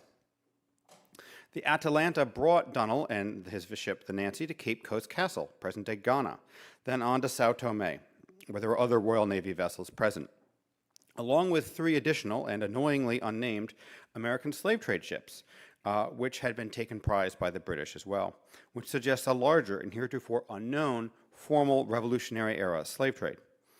Other surviving correspondence from North American slave ship captains suggest the 75-76 season of the North American slave trading fleet must have been at least 10 ships on that West African coast. The Atalanta group then dashed toward Gabon in response to rumors of an American raider there before proceeding west to the Caribbean. Prize taking was profitable, especially if the captors took the right cargoes and sold them in the right ports. The Royal Navy captain of the Atalanta found the Nancy well stocked with New England rum, a long-standing slave trading commodity made in Newport, as well as rice and other goods. If a prize court had condemned the Nancy in West Africa, Underwood of the Atalanta would have been paid probably in some slaves. So Underwood decided to cut out the middleman, and rather than wasting time with a prize court, just took the Nancy's rum, sold 6,000 gallons of it at Cape Coast Castle, bought a bunch of slaves, put them on the Royal Navy ship, and off over the Atlantic he went with his slaves, the American captain being, of course, furious. Then he brought the ship to Jamaica. His plan was to go to Jamaica with the ship and have a prize court there. And yet, during the transatlantic passage, the Nancy and the Atalanta got separated. The Nancy's commander and a few of the men from the Atalanta who were guarding the ship decide to defect, and they escape. We don't know what happened to the enslaved people. Were they on the Nancy? Were they then left adrift? Were they sold in Jamaica because they were on the Atalanta? Did something else happen to them? We don't know. This is the fate of a lot of these transatlantic voyages. One reason Captain Dunnell sailed to Africa in 75 and expected to sell slaves, most likely in the Caribbean in 76, was that in 75, New Englanders, again, despite the association, were still selling a lot of other slaves in the Caribbean. Consider, for example, patriots William and Samuel Vernon, major leaders of the revolutionary movement in Rhode Island. They took their ships took their human captives to Jamaica. There, their captain would sell slaves in 75, but he found he could not get paid, at least not in crops like sugar and coffee, which were already delivered or committed to awaiting ships. Nor were there any good bills of exchange left. These are sort of methods of payment that work a guaranteed method of future payment. Rather, the captain had to settle for an IOU, an unsecured promise to receive a portion of planters' crops in May of 76 and May of 77. Quote, "We flatter ourselves there is not a Negro sold but will be paid for," unquote, wrote the Jamaican factors Francis Mans and David Cooper. This is, of course, the kind of emphasis on reliability that you make when reliability is to be doubted. Mans and Cooper delivered Vernon's slaves. We don't know the exact number, but it seems like it was probably between 50 to 75 persons, and credited Vernon 2,462 pounds Jamaica currency to buyers, with the actual payment, as I said, to come later. As it turned out, the payment was very much in doubt. It was not easy to make such payments between Jamaica and Rhode Island during the war. In 1785, David Cooper wrote to the Vernons and informed them that his old partner, Francis Mans, was dead. Mans and Cooper's debt was still outstanding.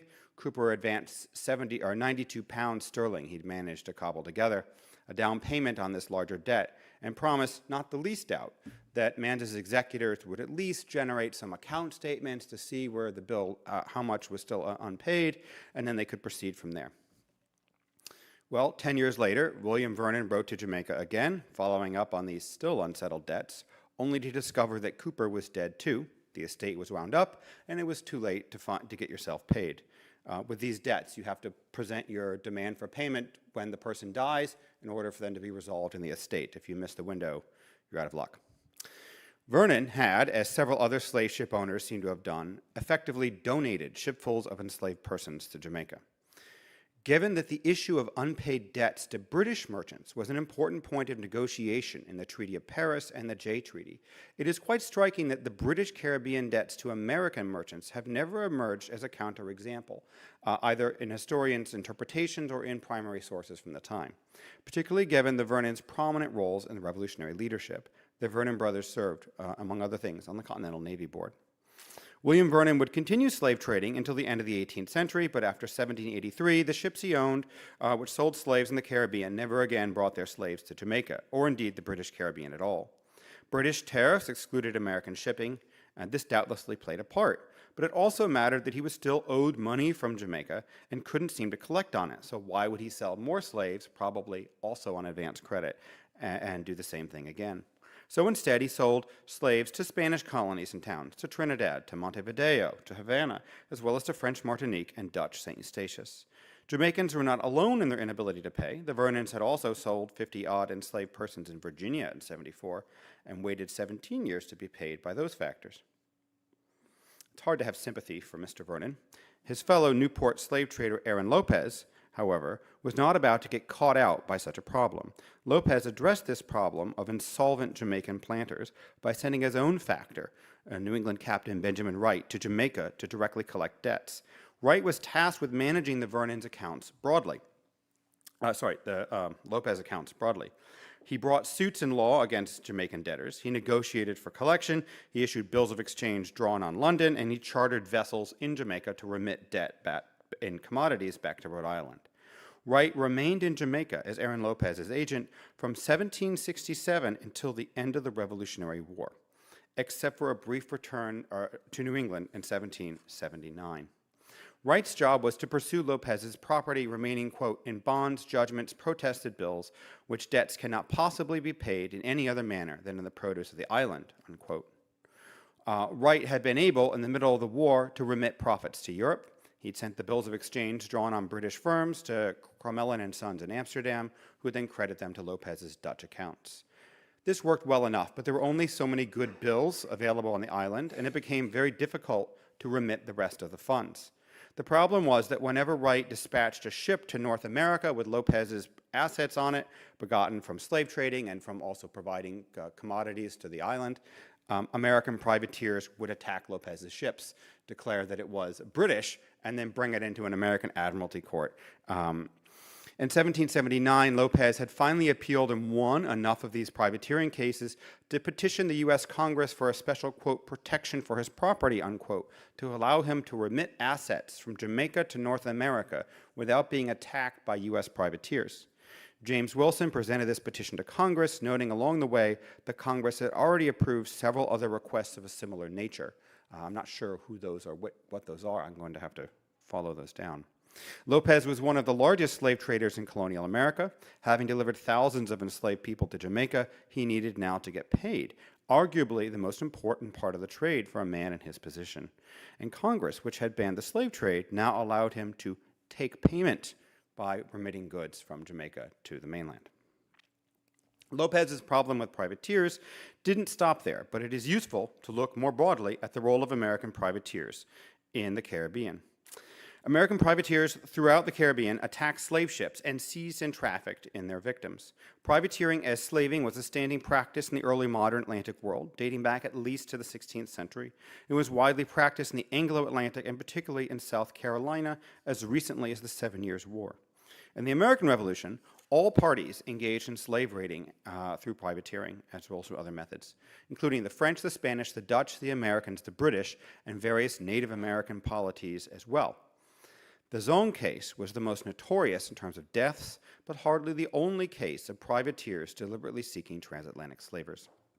In 1776, Congress provided for continental agents to go to the Caribbean to harass British shipping. 5 agents were envisioned to be sent to Martinique, Guadeloupe, Cap Francois, and Saint-Domingue, as well as to Dutch St. Eustatius and Curaçao. Not all the agents reached their destinations, but William Bingham did reach Martinique in August of 76. He arrived there with blank letters of marque to issue to American and French Caribbean vessels willing to cruise against Britain. Bingham reached the West Indies after the 1776 slaving season, but his letters of marque would have effect in 77 and 78.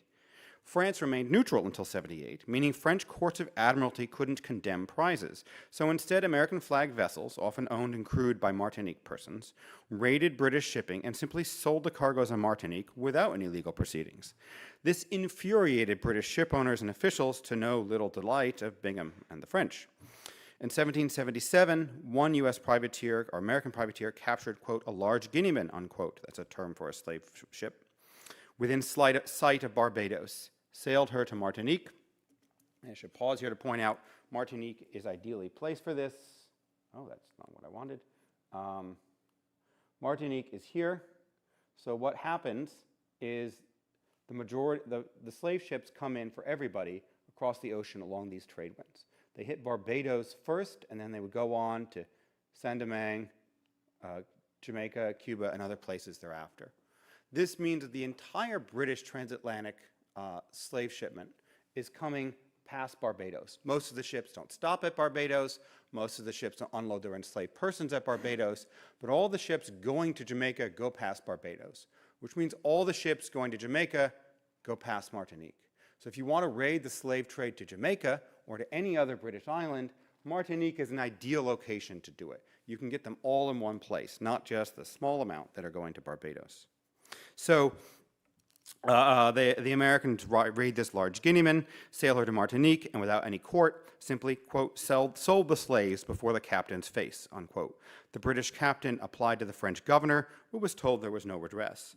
Prize law could be not adjudicate shares of the takings to different individuals, but Bingham seems to have taken a share of all the prizes captured on the islands, some proceeds of which he sent to the Philadelphia firm Willing & Morris. Robert Morris insisted Bingham sell the Negroes, unquote, quote, sell the Negroes, unquote, that he captured in the islands rather than hazard shipping them to Philadelphia. In lieu of payments to the colonial government, the French governor general and other officials just personally took a cut. After the French joined the war in 1778, however, U.S. flag privateers sailing against British ships largely abated, and these ships began to operate out of Martinique and other locations with French flags, although some American privateering continued.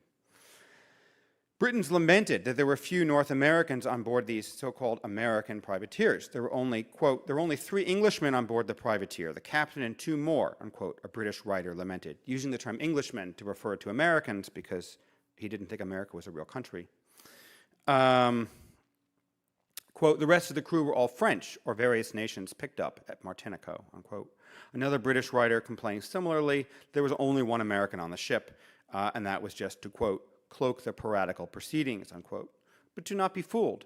Americans and Frenchmen in positions of power both benefited from this arrangement, whatever the flagging of the ships was. Leveraging his role as a continental agent, Bingham may have been involved in the trafficking of as many enslaved persons and may have derived as much profit from slave trading as the largest of North America's traditional slave traders.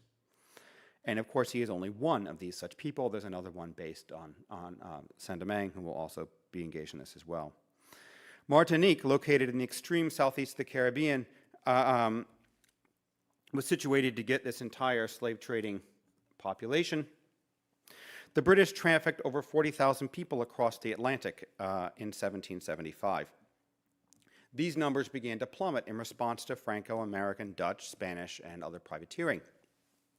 By 1777, only roughly 23,000 enslaved people were trafficked to the Caribbean, a number that continued to fall as the war dragged on. Nevertheless, thousands of people were still trafficked across the ocean, and thousands of people were captured. Christian McBurney has done an initial study of some of these American privateering captures, but he's undercounted substantially a lot of the American slave raiding that goes on. So I'm in the midst of generating a new count that figures out how many total people are captured. Christian McBurney's study also does not cover the French raids at all, which are an important part of what's going on here. Clearly, the difference between French and American here is in the eye of the beholder, so it doesn't make sense to draw a bright line between the two. If you add the Dutch raids as well as the British raids on the French and the Dutch, you're talking well north of 20,000 people captured and then re-trafficked around the Caribbean by other individuals, the majority of whom were captured by Americans. Okay. Let's just throw that out. So let's see. Throw that out. This, however, it's unlikely, however, that Martinique was the end point of sale or end destination for all these men, women, and children. Low prices facilitated onward sale as American privateers sold enslaved people as low a price as they needed to lower their price to in order to get payment in cash, which meant that the French buyers could then re-traffic these enslaved people on to other islands. The literature on the inter-American or intercolonial slave trade suggests a fairly developed trafficking, especially from British, but also potentially sometimes French ports onward to Spanish ones. In 1775, for instance, the American vessel Howdy Beggar entered Fort Dauphin in Saint-Domingue with her prize, a British slaver George, with 160 enslaved people aboard. The American captain sold his captives directly to Manuel de la Guardia, a Spanish captain commanding the Santa Ana, who simply bought the slaves off the American ship and sailed them straight to Havana. And the French merchants in Cap Francois petitioned to complain that they weren't allowed to be intermediaries in this transaction and get a share of the profit, which suggests that the onward destination for many of these people may already have been Cuba. New research on Cuba reveals American merchants also directly imported nearly 2,000 enslaved people to Havana during the war, and that Danish merchants also imported another 3,000. There was also contraband trade at Saint-Domingue. This suggests potentially that the growth in American slave trading to Cuba, which is generally associated with the French Revolution and the Haitian Revolution, actually began in the American, as Americans began to find some other point of outlay other than Jamaica to get rid of, to sell these enslaved persons, as Jamaica was no longer practical. And I'll stop there.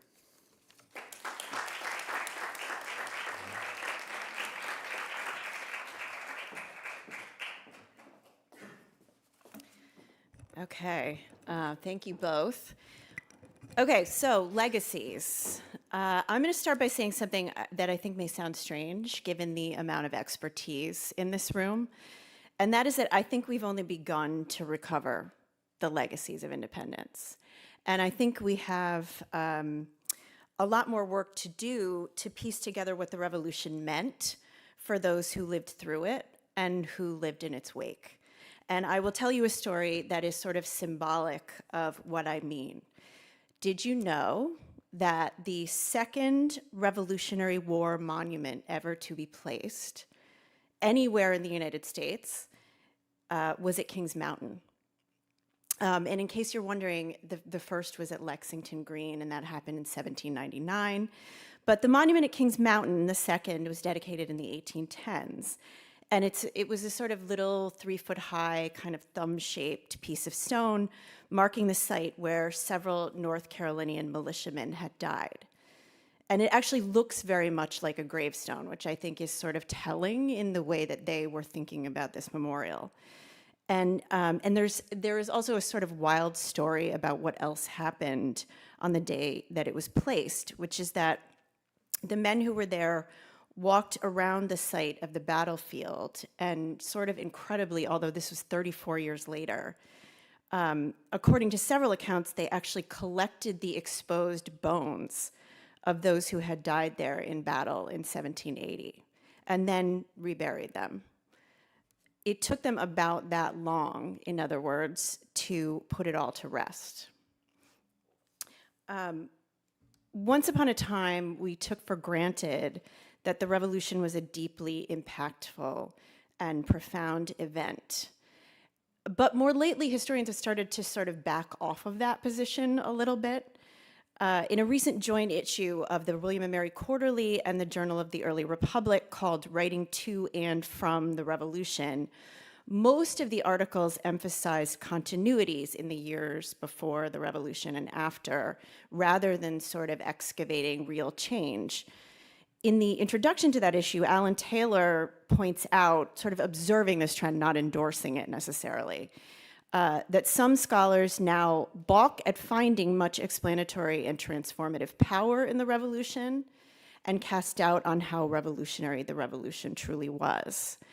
But I will confess to you that I am not in this camp.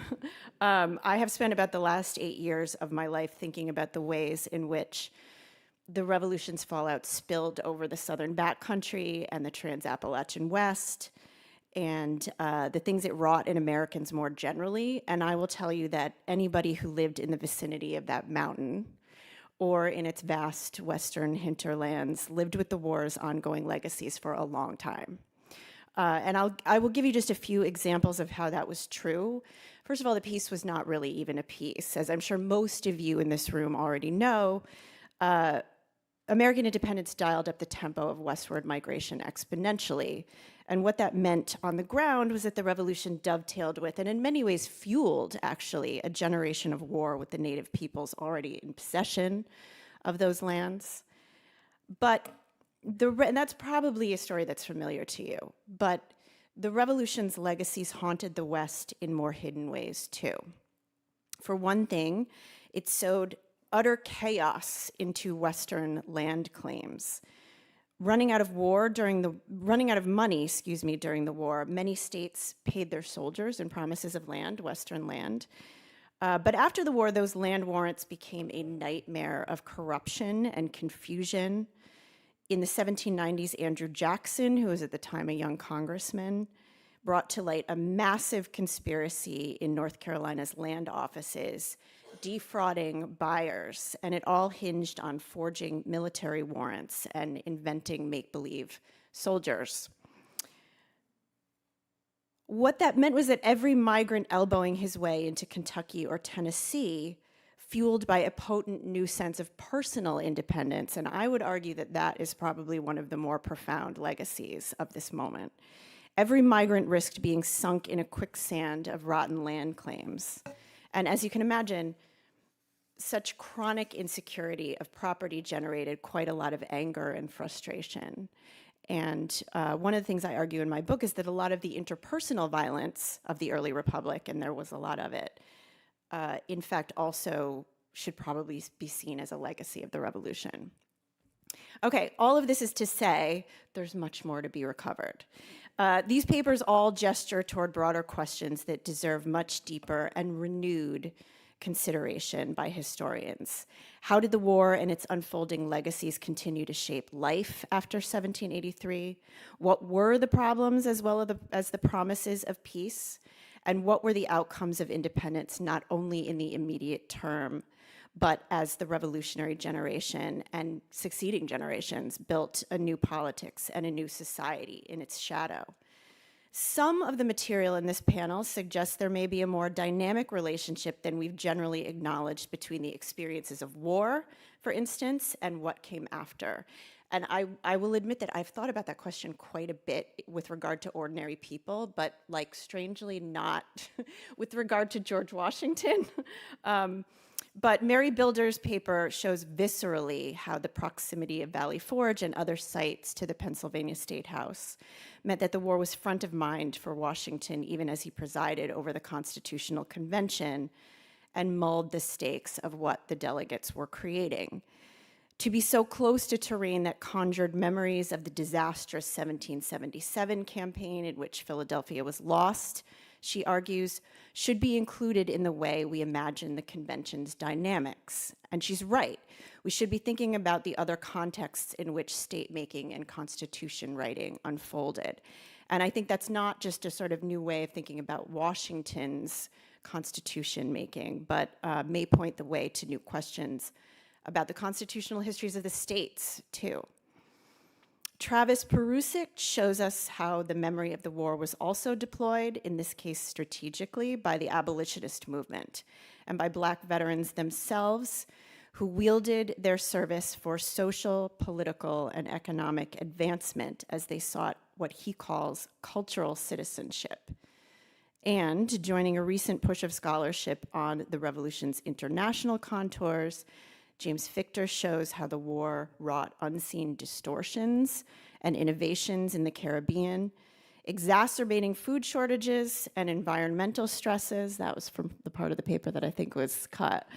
And disturbing shipping, but also perhaps forging new business connections and trade channels, including in a slave trade from which Americans were supposedly abstaining. And I've talked long enough already, so I'm going to close with a few things that Richard Bushman wrote many years ago. In the last paragraph of From Puritan to Yankee, he writes of a great release of energy that transformed the quality of life in the post-revolutionary years. And he gives voice, I think, to some of the sort of great social promise of the revolution. In the century after the revolution, he says, society produced a flowering of individualism, a magnificent display of economic and artistic virtuosity. But, as he notes, accompanying that flowering were also new darknesses. Shaken free from their families and sort of restlessly moving into new territories, Americans also came to know, as he puts it, the sorrows of rootlessness. The light and the dark both were fruits of the liberty that was wrested from the late 18th century. The light and the dark both. And I would suggest to you, as we sort of close out this conference and think about what this has all meant, that we should regain some of our sense of the revolution's momentousness in order to recover its transformational meanings, both light and dark. Thank you.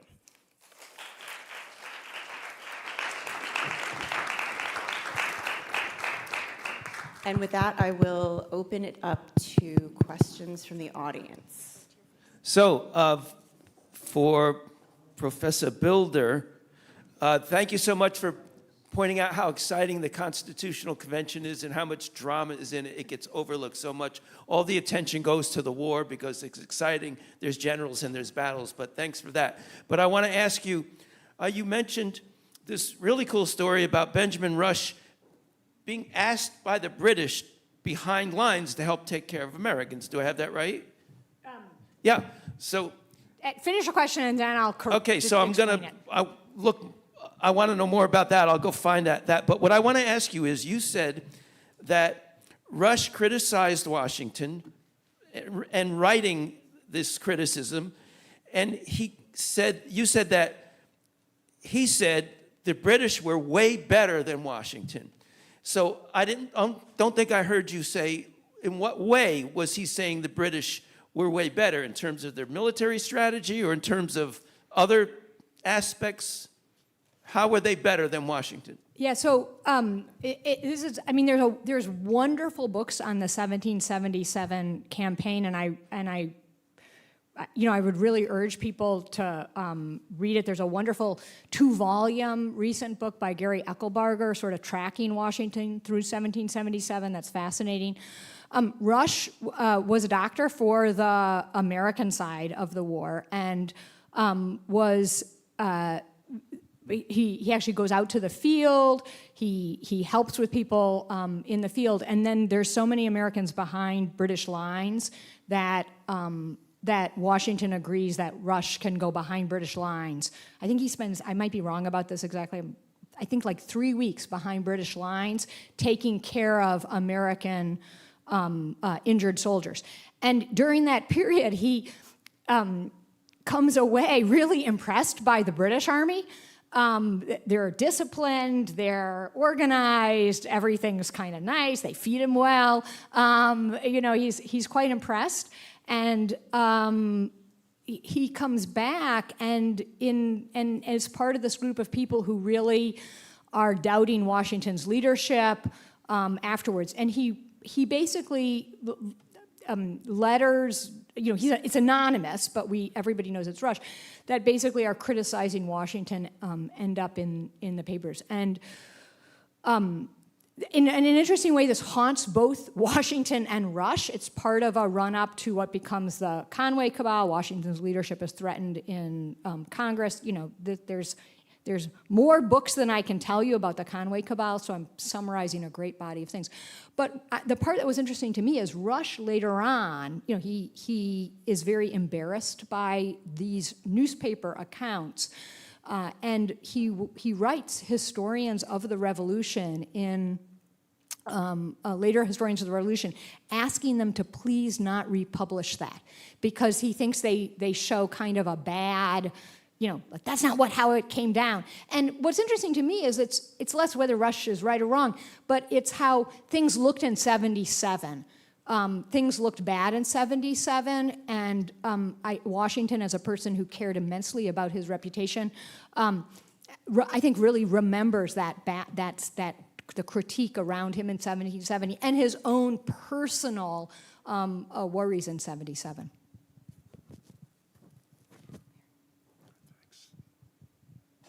Great panel.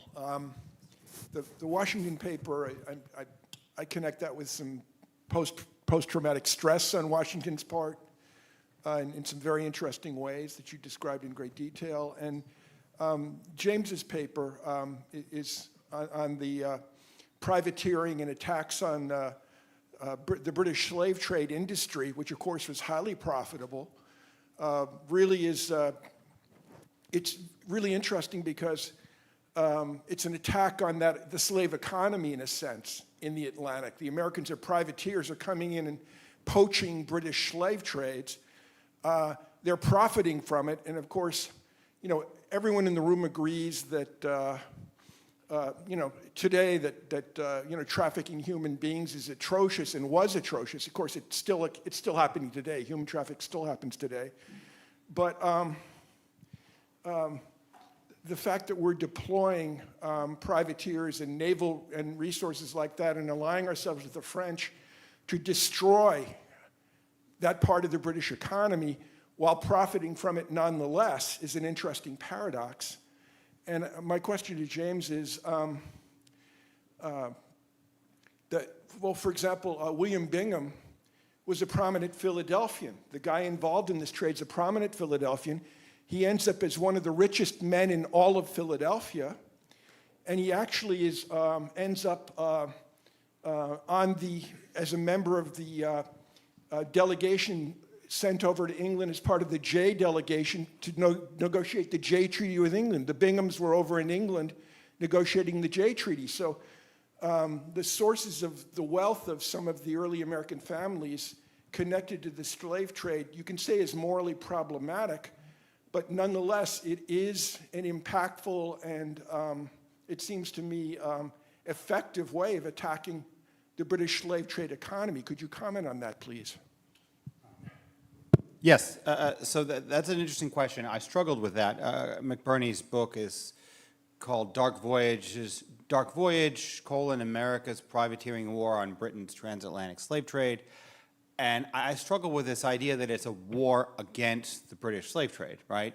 It's simply privateering. The U.S. Navy, the Continental Navy is not going down to the Caribbean. That's a risky maneuver. There is the raid in the Bahamas, but a lot of this is not continental naval activity. These are privateers who are making their own commercial decisions about where to go. The overwhelming majority of privateering that attacks the Caribbean slave complex is coming out of places like Charleston. They don't have to go very far into the Gulf Stream to get all of these assets that are being remitted to Britain, this sugar and this coffee and this cotton and this indigo, and they just grab it and they pull it back into to North Carolina, to South Carolina, to Virginia, to Philadelphia, and condemn it. So the overwhelming majority of the privateering that's happening is happening against that leg of the voyage, from the Caribbean to Britain. It's the easiest leg of the voyage to attack. It goes right by the North American mainland. It doesn't really hurt it doesn't really upend the slave complex, though. And the striking thing is that as the war goes on, all of the players, except for the United States, because it's not really envisioning yet a Caribbean empire, are using the war to acquire new Caribbean islands. So St. Lucia is taken. There's a joint French-Spanish attempt to take Jamaica in 1782 that ends at the Battle of the Saints. So I struggle with this idea of calling it a combat against the slave trade because it's not really that. And I think actually it probably bailed the British slave trade out. They were having a financial bubble. And the American privateering war popped the bubble before it got worse. And so there is this much longer debate in the British slave trade literature about whether the slave trade peaked in 1775, and they sort of then pretend that the American Revolution is a thing that happened but had no relationship with it. It's very weird.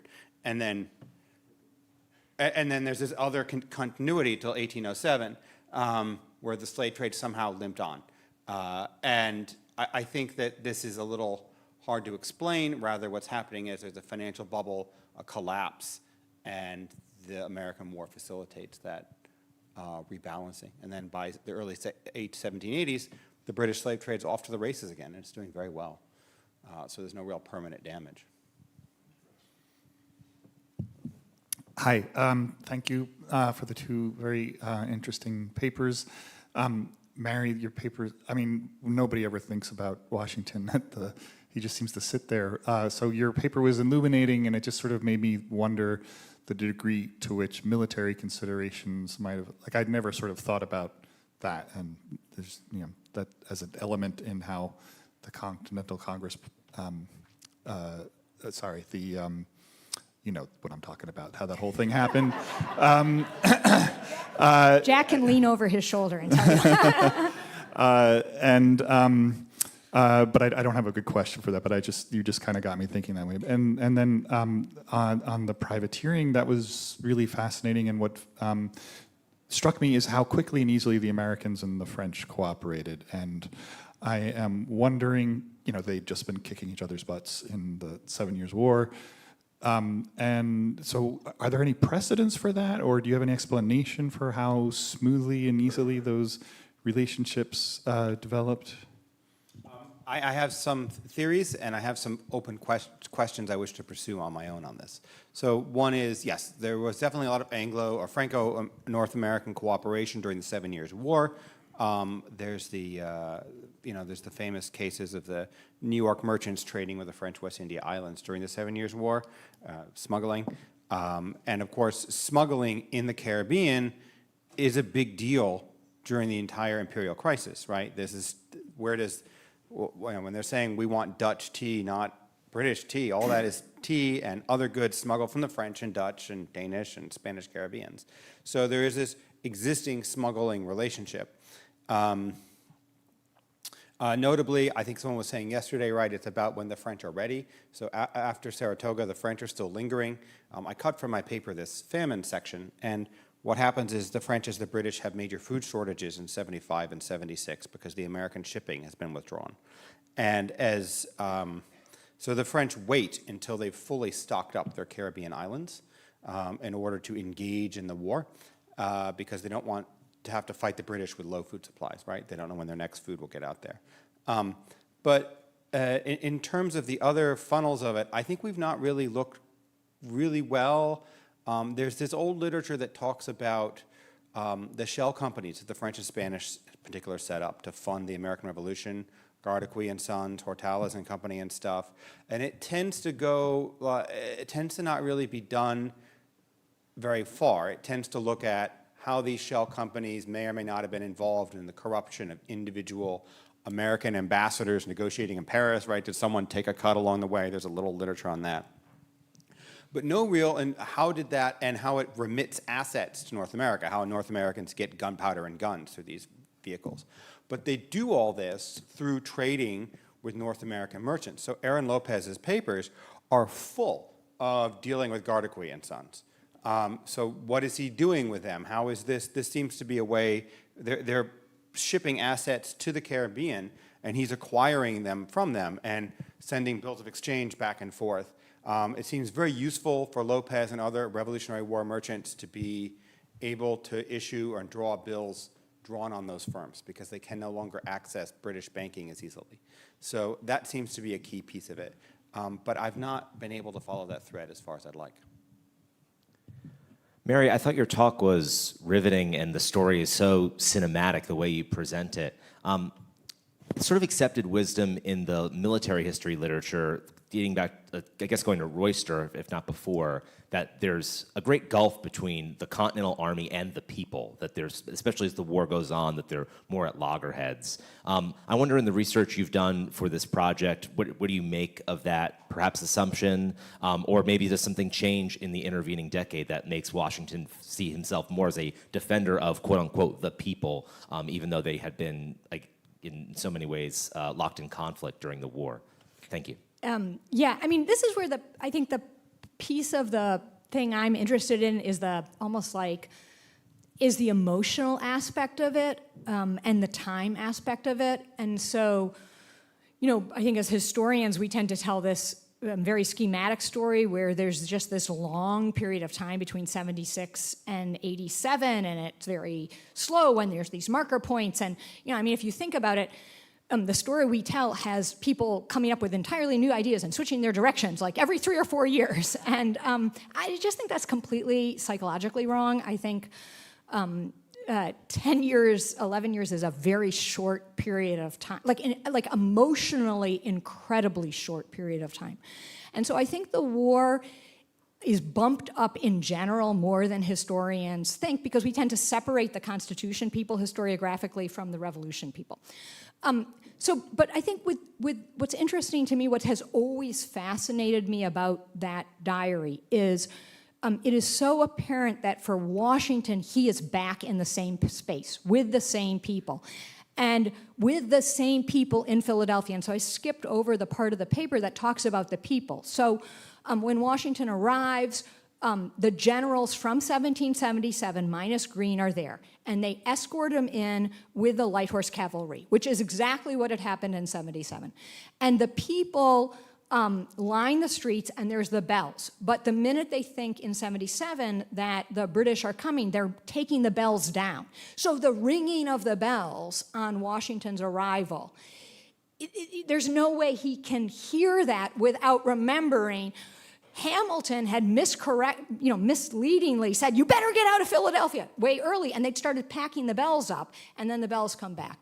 And the streets of Philadelphia are lined with people, and Washington goes to see all the rich people, hanging out with them, but he knows all the rich people, half of them were basically on parole, or their houses were burned, and the people, this is the group of people whose city was occupied by the British a very short time before. Washington in 77 had paraded everybody through, leaving the carts and the women to go around because he thought it would look bad and it would make the Philadelphians worry about losing the city if they saw the whole army together, how misshaveled it was.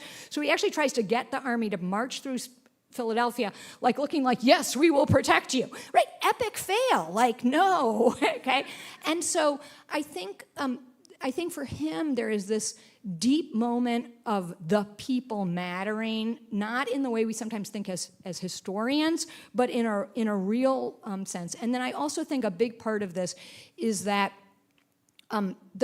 and Brendan would be interested in this, the very groups of people, after Philadelphia is lost, they try and protect the Delaware, and they try and move up there. And the forces that will protect, Fort Mifflin, Fort Mercer, are like Rhode Island, some North Carolina forces. So the two states who are going to be most ambivalent about it on the ground in 1777 have a lot of regular, ordinary people. And I happen to think that Washington, he was ambivalent about the militia, but as a military person, regular people mattered. And so this is just to say that I think we sometimes consolidate this in a sort of schematic way that is very different from how he thought. Enormously complicated about who he thinks as the people. I'll just add one other thing.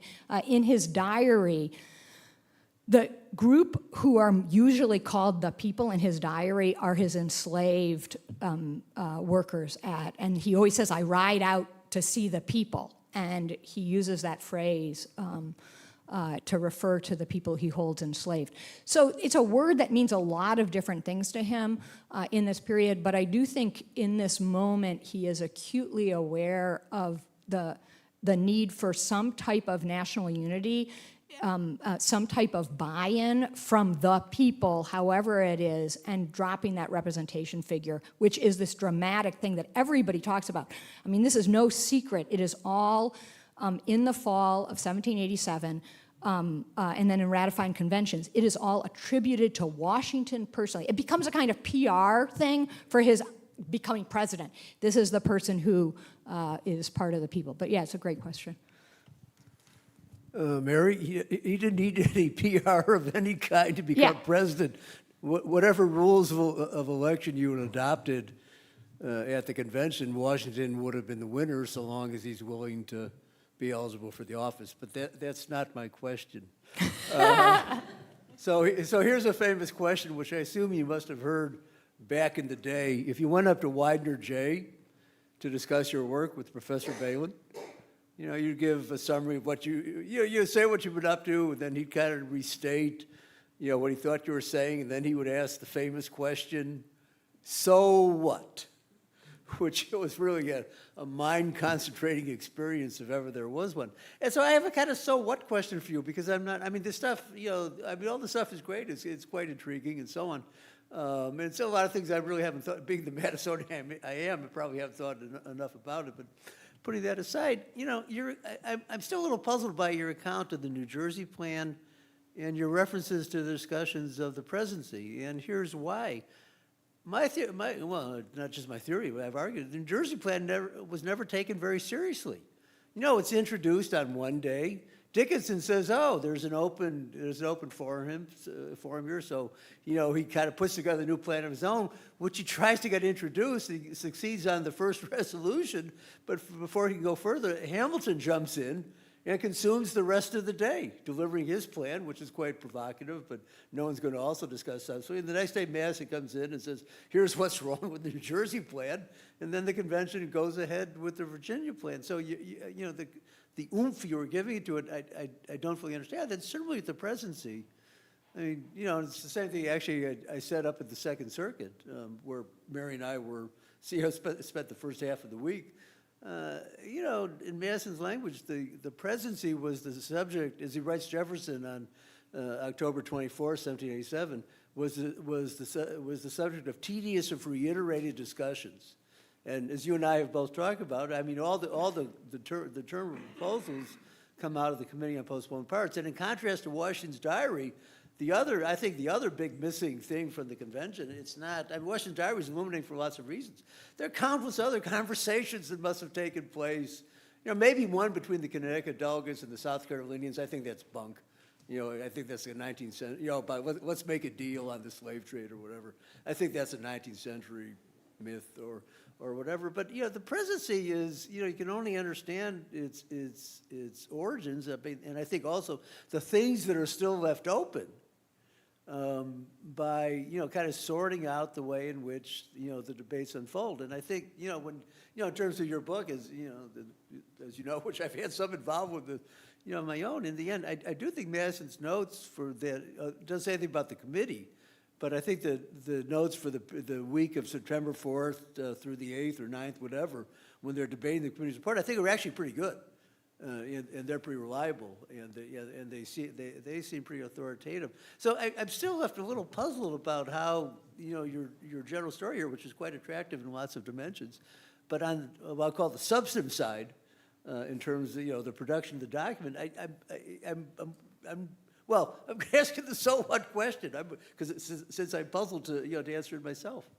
Yeah, I mean, a lot of what you've said I don't disagree with on the detail. I think I'm trying to do is use Washington to suggest that there's almost like sometimes we're focusing on smaller aspects, which were super interesting because we have Madison's notes. And because we become interested in the structure. And that what the Washington understanding allows us to see is that there is a significant group of people, many of them non-playable characters in the room, but aligned with Washington, who have union, some national executive, a strong Congress. They have key things they care about, and they care about them because of their experience of the war, and that shouldn't get lost in the moments where we get super interested in the small aspects of the structure, because we come to inherit that structure and use it and everything like that. And so it's sort of thinking about the convention in an interesting way, more at a macro level as it fits and as an emotional event. And then I think with just respect to the New Jersey plan, this is something where I guess I'm speaking almost in a way that public education takes it. Public education presents the New Jersey plan as a state sovereignty state plan, and I think that is completely wrong. I think it is a national government plan with a certain type of representation, and I actually think the New Jersey people they were fighting for one branch of government. And I think in the convention, the fact that the entire delegations of New Jersey and Delaware had fought in 1777 is a way of understanding the speed, the sort of what they fight for all that summer is just that branch of government. They don't care about the executive. They're happy to have stronger powers in Congress. They're limited to being what they care about, right, which it goes back to the Revolution, being dominated by the Virginians. And I think it's a different way of understanding the dynamic around bicameral representation than the way we tend to do it, which I think is very much influenced by the Civil War story, in which we want to see the rise of state sovereignty. But mostly the piece is actually, in some ways, just designed to try and make the point that 10 years is an incredibly short period of time, and to imaginatively be back in that same space emotionally for people, to bring that back inside the convention experience of the summer of 1787. I have a comment or comments, and I think for Mary, one thing I would recommend to you is, which I saw that you had up when you had your PowerPoint up, Charles Wilson Peel's experience in 1777, 78, and what happens later in the late 1780s. Charles Wilson Peel got into a lot of unpleasant things with seizing other people's property, and then, later, by the time you get to where Washington is, he too was trying to court those people who were considered neutrals and saying, gee, I'm sorry, I know I got out of hand there when I seized your home and, sold it for, I sort of got out of hand. I also want to raise or speak to the point Kate raised, this notion of the legacy, how long it impacts, how long it lived, how long they live with it, and it's sort of ongoing and unfolding thing. I do think we've underappreciated that, and I happen to agree with you, the tremendous transformative power of the revolution. But one thing that led me to my own thinking about this was, in the course of the book I'm working on now, I started reading more about Shays' rebellion. And of course, when Shays, after the rebellion, he disappears, and people just say, well, he lived in poverty in New York, and that's the end of him. It turns out that Shays becomes, as incredible as this sounds, the mentor to Millard Fillmore. Yeah, there's something no one, you're right, it's just a strange, and he talks about his legacy in the rebellion and in the revolution to Fillmore. And I mean, it's just one of those strings, there's all kinds of threads and courses through this. Finally, I agree with you, although I think you're both wrong about the New Jersey plan. I agree more with Mary than with Jack. The New Jersey plan is very important to understanding the course of the convention. It is an effort to establish a kind of, a different kind of central national government. And I do think that the New Jersey plan is not simply a reiteration of the Articles of Government. It is transformative in the nature of what's being suggested. It is not just a plan to bulk up, as it's usually portrayed, the Articles of Confederation. This said, we have reached the end of our time. I want to stand and thank our panel for this fantastic, stimulating conversation. I also want to thank once again the APS, its fantastic staff led by Brenna, and the contributions of the people who are working with Brenna to make the conference happen. I also want to thank all of you for making it a stimulating, interesting, and fun few days, which I do think going forward from here, and you can see it in this panel, the issues raised. What happens to in the slave trade and these processes? How does the memory of the war then impact on how people think about politics? What is the grand legacy, and what is the character of revolution? We are now able to re-engage those things in a way that perhaps we haven't been in the past. And as we go forward from here, I hope that we'll all continue to sort of engage in that conversation and expand its parameters as we go forth and work on more papers, work on more conferences, and do those things. So thanks so much for coming. It really was a pleasure to see everyone and get to talk to as many of you as I could. And a huzzah for Brendan McConville as well, who did an enormous amount of work. Thank you all.